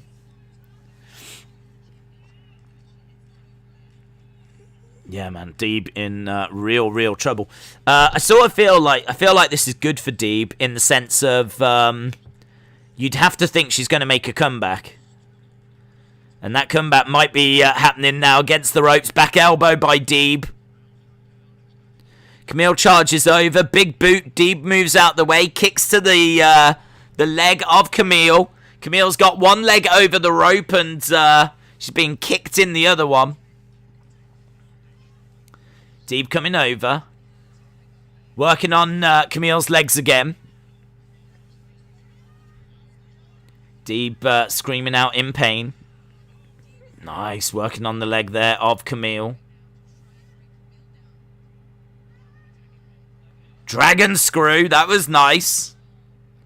That is a go-to move of Serena Deeb, actually. She uses the dragon screw quite a bit. Saw her using that against Rio quite a lot the other day. She's got Kamille. Kamille, though, reverses. Deeb goes hard into the corner. Deeb moves out the way. Kamille comes over, goes in between the ropes. Standing guillotine. Guillotine applied. It's another go-to that Deeb uses. Net breaker. Lovely net breaker. Kamille bounces off that middle rope. Duck underneath. Kamille didn't go down. She just stumbled to the center of the ring. Lovely clothesline by Deeb. And only gets a 2. It's good. It's good. It's really good. It's easily the best match of the night. It's got a nice pace to it. Another big elbow being dropped there by Serena Deeb. Oh, man, Deeb gets kicked. Wow, she went to the outside hard. They were in the middle of the ring, and she kicked Serena Deeb. Serena Deeb goes crashing to the outside. Uppercut. Deeb against the ring, gets thrown into the ring. Kamille trying to get back in, selling a little bit. Steps through the ropes, gives Deeb chance to do another dragon screw. Grabs the arm over the shoulder, looking for a stretch.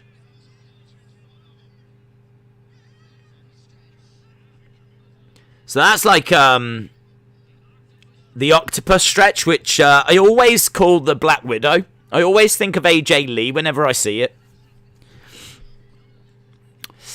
Austin Moore, Oh, now that was cool. Deeb has such good technique, says the high flyer. Nice roll through. We've got Kamille over in the corner. Kamille is looking for the spear. If she hits this, it will be over. If Kamille gets Deeb here, charges. Oh, nice! Drop kick by Deeb, just as Kamille was running towards her. She's putting Camille's arms behind her back, picks her up, can't get it. Oh, big back body drop. Man, there's some real drama there. And there's drama again. She's setting up for the spear. Oh, Deeb! Oh! Man, if she hits that spear, single leg Boston Crab by Deeb. I love that. I love the fact she went for it once, didn't get it, so she goes for it the second time. I thought, yeah, man, she's going to get it a second time. She ain't going to counter it twice. She countered it twice. And now she's got single leg Boston Crab as Kamille is making her way over to the bottom rope. And the match continues. Ugh, the drama. Looking for net breaker, but Deeb's leg gives out. Ooh. Goes down, and now a single leg Boston Crab by Kamille. Deeb is screaming in pain here. She is screaming in pain. That's a nasty... that is quite a stretch. Look at that. Look how far up her leg is there. Because of the height of Kamille and the size of Kamille. She's close. She's going to get there, surely. Deeb is very close, and she does get to the ropes. Whew. So, that hold is broken. Days almost died. I felt like I almost died. Yeah, honestly. 1, 2. Oh, 2 for Deeb. Both women back to their feet. She's got Deeb. Rolls through. Oh, she's got to set up for the spear. Oh, she hits it. 1, 2, 3. Oh.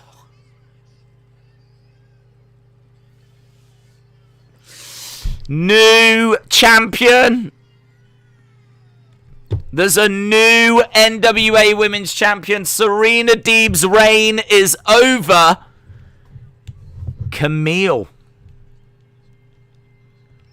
could be on AEW in the near future.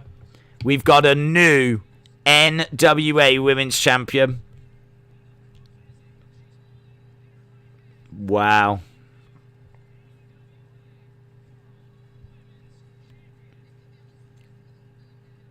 Wow.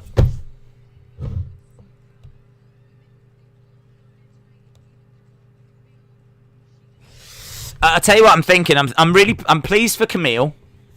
Great match. What I love about that match is they go for the spear, doesn't get it. Goes for the spear the second time, and I was like, she's going to get this. She's going to get this. Doesn't get it. And then the third one just arrives towards the end, and you're like, oh no! And she ain't countering 3. So she hits her with that spear. 1, 2, 3. Kamille is the new NWA Women's Champion. Wow. Wow. I'm really pleased for Kamille. I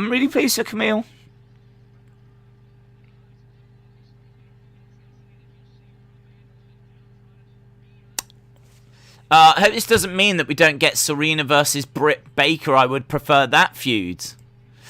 Well, I don't know what it means in regards to what Serena Deeb does next, but what I do know is that, you know, she's got so much respect that it's certainly not a concern. I'm not worried about what Serena Deeb's going to go off to do, because she could be dropping this because, you know, there's bigger things for her. It could be that she's, you know, signed with AEW and she's just going to stay there, and, you know, she needed to just drop the title to an actual NWA superstar. So I tell you what, though, Aldis and Murdoch might be looking at this now going, don't fancy following that. It's good. It was good. I'd say it was like a good, maybe even like 3.75 to 4. I'm going to go with my usual score for a good match. It's nowhere near 5 stars. Nowhere near. But like a 3.75 to 4. I really did enjoy that. Very good. Kamille versus Jade Cargill.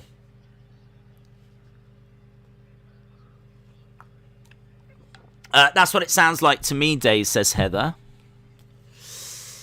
Days, that's what Roman did to Cesaro. He had 3 guillotines to Cesaro. Cesaro countered it twice, but the third, Cesaro's brain said goodbye. Going back to Raw so I can die.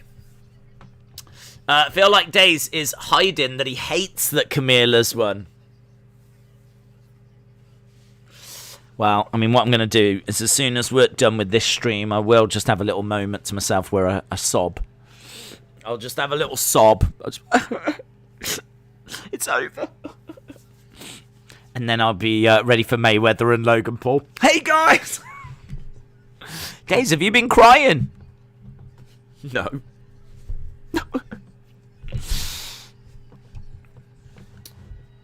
No, it's good.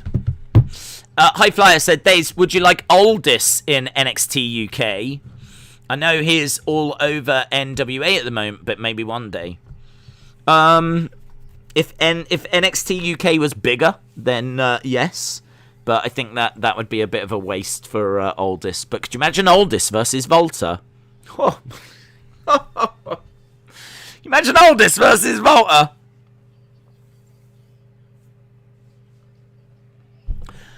Trevor Murdoch pushes Nick Aldis. This is guaranteed to be a barn burner as well. Really looking forward to this. Team Ciampa versus Undisputed Era. Do you not like Kamille? No, I really like Kamille. Like I said, I'm pleased for Kamille. But one of my favourite wrestlers this show has been Serena Deeb. And people enjoy taking the mick out of me for how much I appreciate her work. So, yeah, I might just need a moment. But, no, I really do like Serena Deeb. She's having an incredible 2021. Mitchell said, what was the most recent 5-star match you saw? To be honest, I don't think I've seen that many this year. I don't think 2021 has been a great year for wrestling. But I think the most recent one, I'm still a bit torn about it, but Volta and Ciampa. Volta and Ciampa, I think, is still my match of the year. And I'm so torn. Like, I feel like that was 5 stars. And a lot of people were saying it was 5 stars. But I don't think Meltzer gave... I think he went 4.5. But to me, it was 5. But there's just that little niggle of doubt now. So, yeah. For me, I loved it. I think it's one of my... I say one of my... I think it is my match of the year so far. Is Volta and Ciampa. And there was a lot of good stuff at Wrestle Kingdom as well. Ibushi and Naito was brilliant.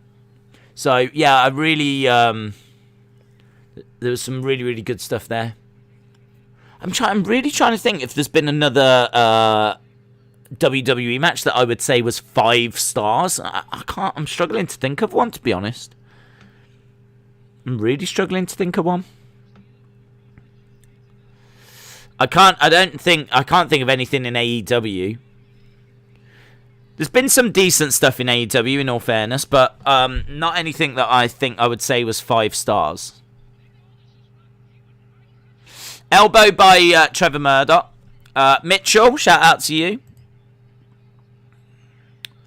Harley said, my highest rated match is the triple threat from Mania. I gave it 4.75. Moldy Spoon said, MJF did a $500 cameo and it is hilarious.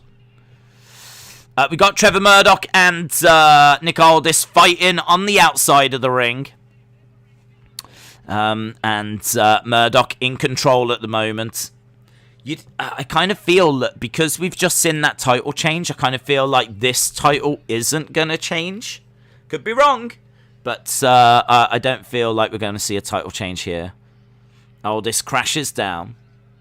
Thunder Rosa Britt Baker was damn good, says Jimmy. Lord French Fries says Britt and Rosa was very good. Oh, Murdoch on the top, and Aldis knocks the rope, and Murdoch crashes down.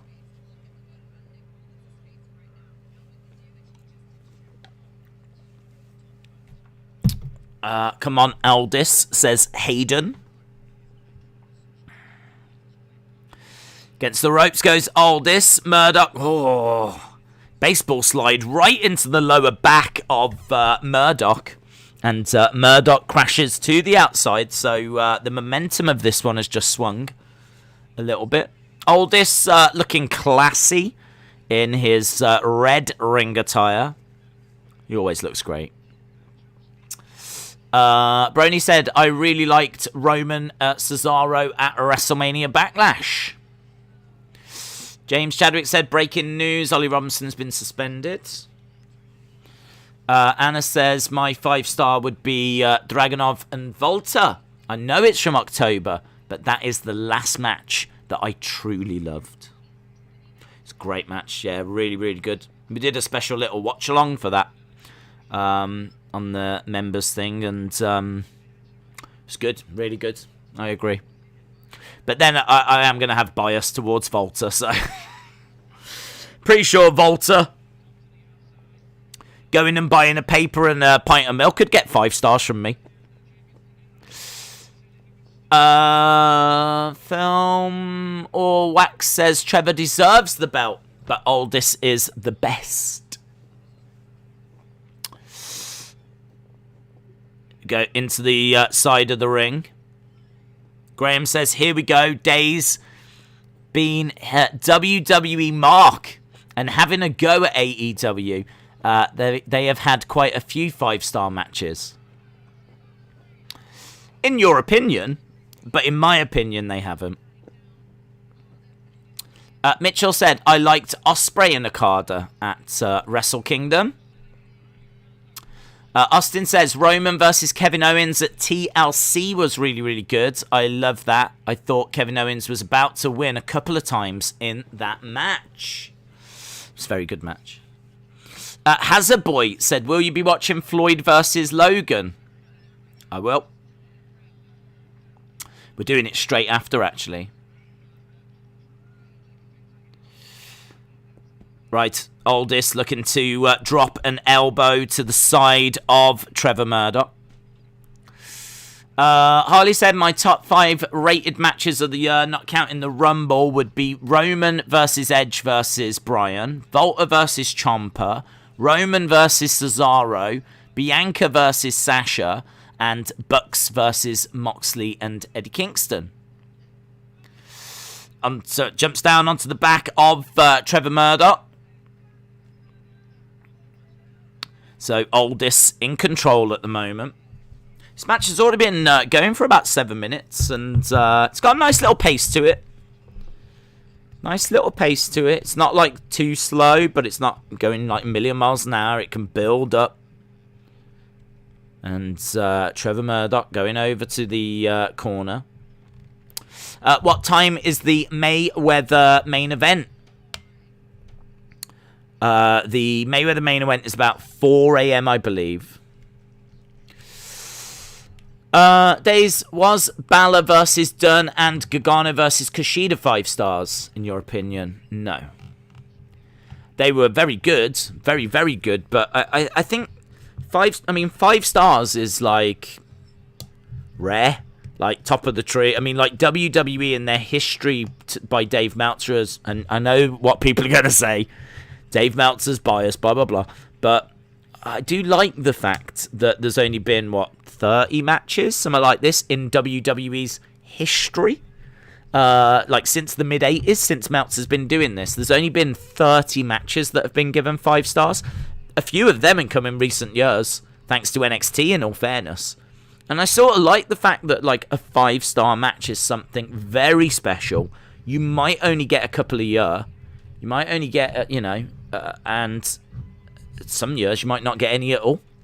So I like that. I think that's you're basically saying this match is perfect. This match is perfection. This is as good as it gets.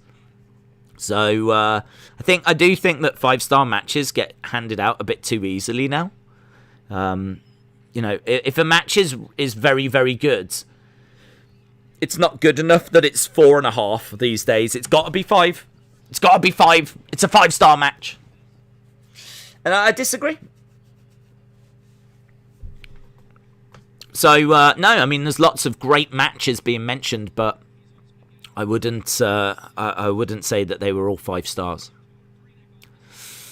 When are you shaving, says Ben the Tank. I don't know, buddy. I don't know. I don't really have plans to do that yet.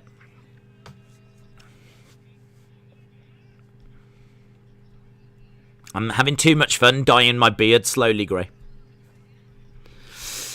Strike's coming into Murdoch, and Murdoch is asking for more. Another big right hand, and he bounces off the rope, clotheslines Nick Aldis. Nick Aldis goes down. Heather said the best match I saw last December in New Japan was Takahashi versus El Desperado.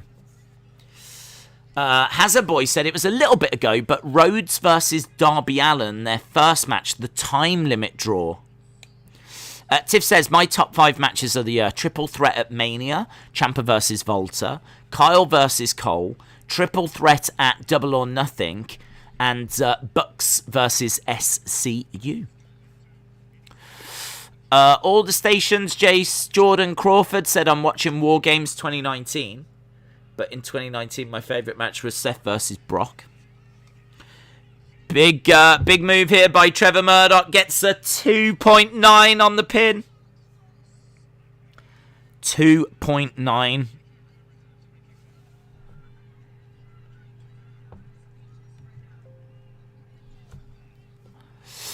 Nick Aldis rolling out the ring. I saw someone earlier, I think it was Jim actually, said this is like the modern day equivalent of Ric Flair and Harley Race.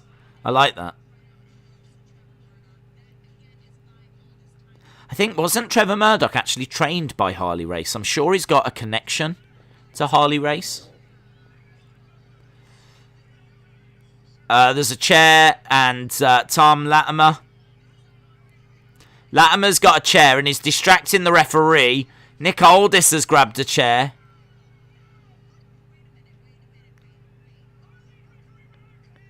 Nick Aldis has hit the ref with a chair.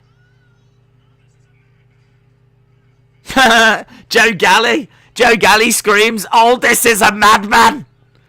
I didn't expect that. I didn't expect that.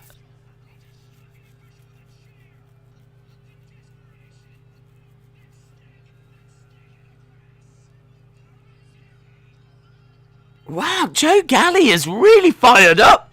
Joe Galley is like, that snake in the grass. How dare he? He's really pumped up.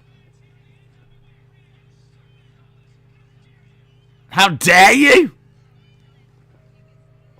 Why is he losing his mind so much? Not used to seeing Joe Galley like this.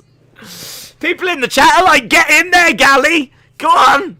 Are we building towards Nick Aldis versus Joe Galley? Anthony and Trey, shout out to you. Appreciate the support, my friend. Days, who have you got? Floyd Mayweather or Logan Paul? I've got Mayweather, but I'm feeling fairly confident about that. I know that the size difference has become a bit of a talking point, but it's not a factor. I remember David Hay taking on Valuev, and honestly, the size difference there was stunning. In fact, if I can, as soon as we're done with this, I'll try and find a picture of those two. And David Hay won that fight on decision, and so I don't put anything into the size. I don't care about the size difference. Even Mayweather didn't seem that bothered. He was like, it's not size that matters. It's fighting ability.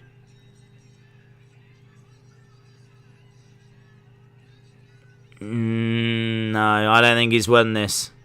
No, he ain't won it.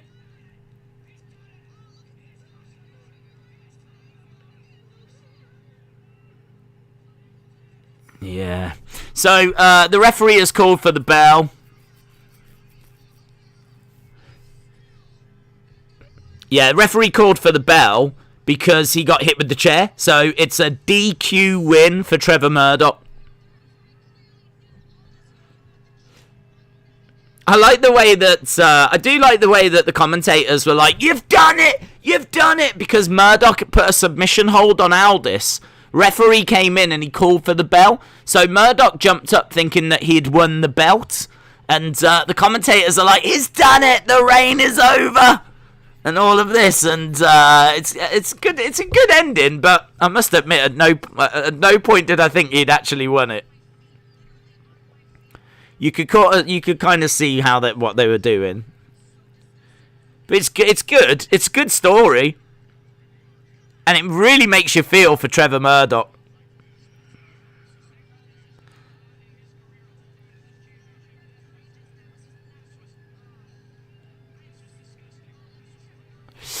Match of the year has got to be Bianca and Sasha, says Edward. Valuev was a walking potato. He was a walking potato, but I'm not sure what you're really expecting from Logan Paul. I mean, a couple of years ago, I had to watch him fight KSI, and he struggled. He lost. He lost to KSI a couple of years ago.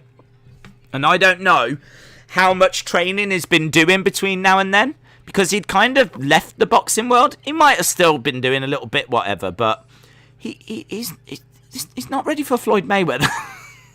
He's not ready for Floyd Mayweather. I think a lot of people are looking into the size and thinking that the size is a factor. I just don't really think it is.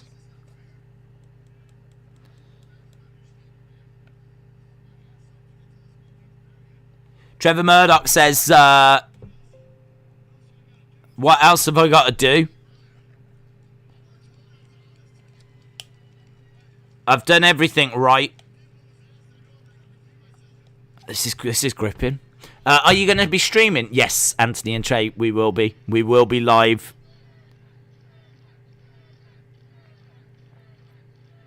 Straight after this.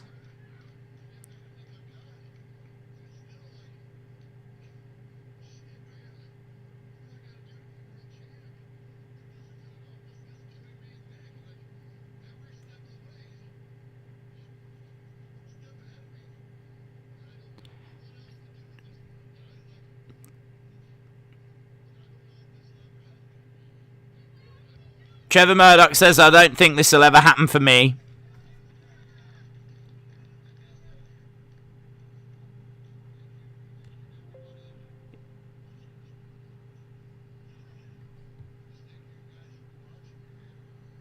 He's thanking everyone for watching.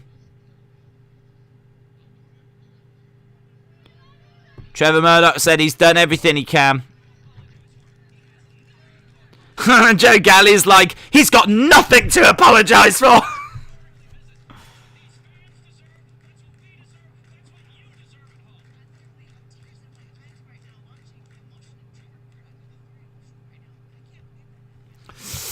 KSI is one of the worst boxers ever, and he beat Logan. There's no chance, says Tiff.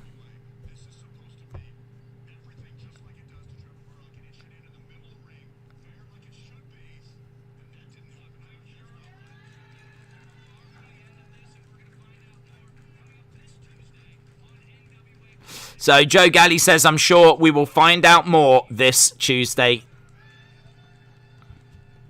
And that is the end of the show. So there we go. No big surprises or anything other than the title change. No like big surprises or anything along those lines. But yeah, I mean, to be honest, I think the two matches at the end really helped the show. I think that the stuff at the start, I think if you're into NWA and you watch every week, I think you would be into this. I think if you took a chance on this show, you just fancied watching some wrestling, I think you would leave quite satisfied following those two matches. I think the Serena Deeb match is awesome. I think that the main event is really good. I think the story, the way it ends, is really good. And then the rest of it is just, you know, there's some good stuff, bad stuff, whatever in there, you know. Yeah, I think it was all right in the end. I was at about going into them two matches. I was at about a 5.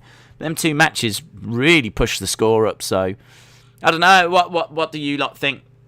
What do you lot think? I was kind of there was stuff I liked, stuff I didn't. It's kind of like going into them final two. But those final two matches, I've really enjoyed. Get in your scores, and then we will cut the stream off and jump over to Mayweather and Logan Paul. So, yeah, we're not going to be sticking around too long here. Anthony and Trey said, cool, I'll just watch your play-by-play. Better than paying $50 for the fights. Anthony and Trey, appreciate the support, but you haven't got to keep firing in super chats, dude. I really appreciate the support. But yeah, we will be doing it. We will be doing the play-by-play, and obviously a lot of excitement for that fight. A lot of excitement for that fight, and yeah, we'll be going through all of it. Right, here come the scores. Lauren with a 6, Hayden with a 6, Dylan with an 8, Shaquem with a 5.5, Crazy Ginger Jake Holden with a 7.25, Jacko says 4.5, Donnie says 9, James Chadwick says 8. You can't physically jump over streams. I can. I'm that special. Ryan says 7, Normal Guy says 7. Billy, shout out to you. Hope you are well. J14 says 7. John said, I'm going to give it 10 Deebs out of 10. Ryan says 7 out of 20. Phil Morax, shout out to you. Scott with the 7. Ryan with the 7. Mitchell, shout out to you, buddy. Austin with a 6.5. Ricky with a 6. Calvin with a 7.5. TRU with a 7.5. Brian with a 6. Jordan with a 7.5. Robin with a 5.5. Billy with a 6. Scorpion with a 7.5. Austin 6.5. Edward said, I'm going to give it a 3.56. I'm going to... it's difficult to know what to give it, to be honest, but I'm going to give it a 7. I'm going to give it a 7. I kind of feel that I was at 5 going into those 2 matches. I think that both of those matches really pushed the score up. Some of the score, I think, has to go at the fact that we did have a crowd. I think that some of the action was good. I think I could be tempted to go higher, but to be honest, that early stuff, there's some stuff in there that just wasn't grabbing me. So I feel that if you was to take those final 2 matches away, then obviously we're going quite below average with our score. And I do think that the NWA are quite consistent at giving us good shows. And I have to say, I don't think they've disappointed tonight. I think that Serena Deeb Kamille match with the title change, I mean, that's going to have repercussions for AEW. So I think you'll still see Serena Deeb around, but it means you might now see Kamille on AEW. So I think that's a big takeaway. Now, obviously, if you watch NWA week in, week out, the fact that Trevor Murdoch wasn't successful this time does suggest there could be another match for him. Does suggest that this isn't over. So, I thought that main event was good. I was enjoying the match. And then I must admit, I was a bit disappointed when Thom Latimer came out, because I didn't really want interference in it, but it's kind of worked out all right in the end. It's a very creative finish. It's a classic finish. We've seen it before, but it's a decent finish, and I think it means now that we are looking at building towards a rematch between those two. So there's talking points here. I would have liked for there to have been a Mickie James moment, or do you know what I mean, like a something moment. But I think that the title change, it makes sense. They're going to want people talking about that women's title change. And obviously, certainly that's what's playing on my mind. So, 7 out of 10. I think that's a fair score. I think it was a decent show. I think that it has been saved a little by those final 2 matches, though, I do have to say.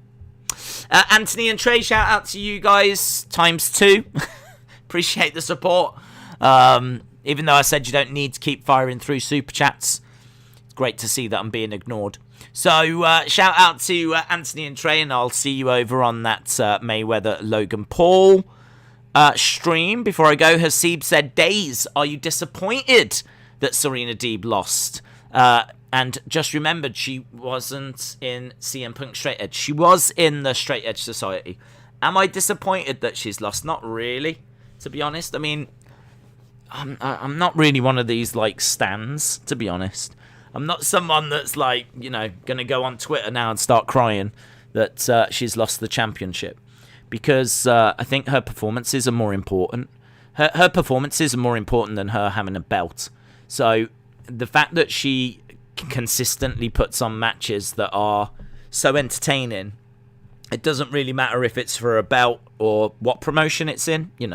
If she's going to put in performances like that, it doesn't really matter if she's in AEW or NWA or WWE or Stardom or anywhere. Like, she's just a joy to watch. So I don't really care if she's got a belt, hasn't got a belt, if she's got a necklace. If she hasn't got a necklace, I don't care. So no, I'm not really bothered. But it's nice that she had it. I think that she was a good, credible champion. And it's definitely a big moment for Kamille. So I'm just pleased for Kamille, to be honest. I think it's cool for her that she's got the belt. I think logistically it makes sense. And who knows? I don't know what Serena Deeb's going to go on to do, but I'm sure it's not sitting catering. So no, I'm not bothered by her losing. I'm intrigued to see what is next. Chalmers said, I honestly forgot Serena Deeb was champion. I wasn't watching the pay-per-view. Jim says, I wonder if we will see Kamille in AEW. I think we will, yeah. I think we will. Is Thom Latimer still her main squeeze? I believe so. Heather said, 7 is high. I give it a 6.5 only because of those last 2 matches. That's fine. That's fair. Jim Gore says, you won't see Deeb in action in New Japan. No. Corey says, Daze is a fake Deeb fan. J14 says, awesome stream, Big D. I will see you in a little under an hour. Austin said Daze is going to go sobbing after the stream is over. I did confess that earlier, so that is true. Kamille versus Nyla Rose would be good, says Chalmers. Hey, do you know what will be good? I don't know if it will be, but I'm going to say it anyway. Logan Paul versus Floyd Mayweather. So we're going to jump over to that right now. It's going to take me about 5 minutes or so to set the stream up. But in all fairness, the show itself doesn't start until another 45 minutes. So we're not going to wait that long. We are going to just get going. Might as well just get the stream up and running and get chatting and, you know, all that. So really appreciate people joining us for this NWA pay-per-view. And I'm really pleased that it was not a disaster because obviously I've not been watching the show, so kind of didn't really know the storylines going into it. But and I must admit at the start I was getting a bit concerned as we were like in match 2, match 3. I was like, oh, I really hope this picks up. But I did have confidence that it would because the top of the card just looks so good. And thankfully so it proved. So, yeah, there we go. NWA, When Our Shadows Fall. Solid show. And we move on. Awesome, guys. Thanks a lot for watching. I'll see you in a minute, maybe, for Mayweather versus Logan Paul. Bye for now.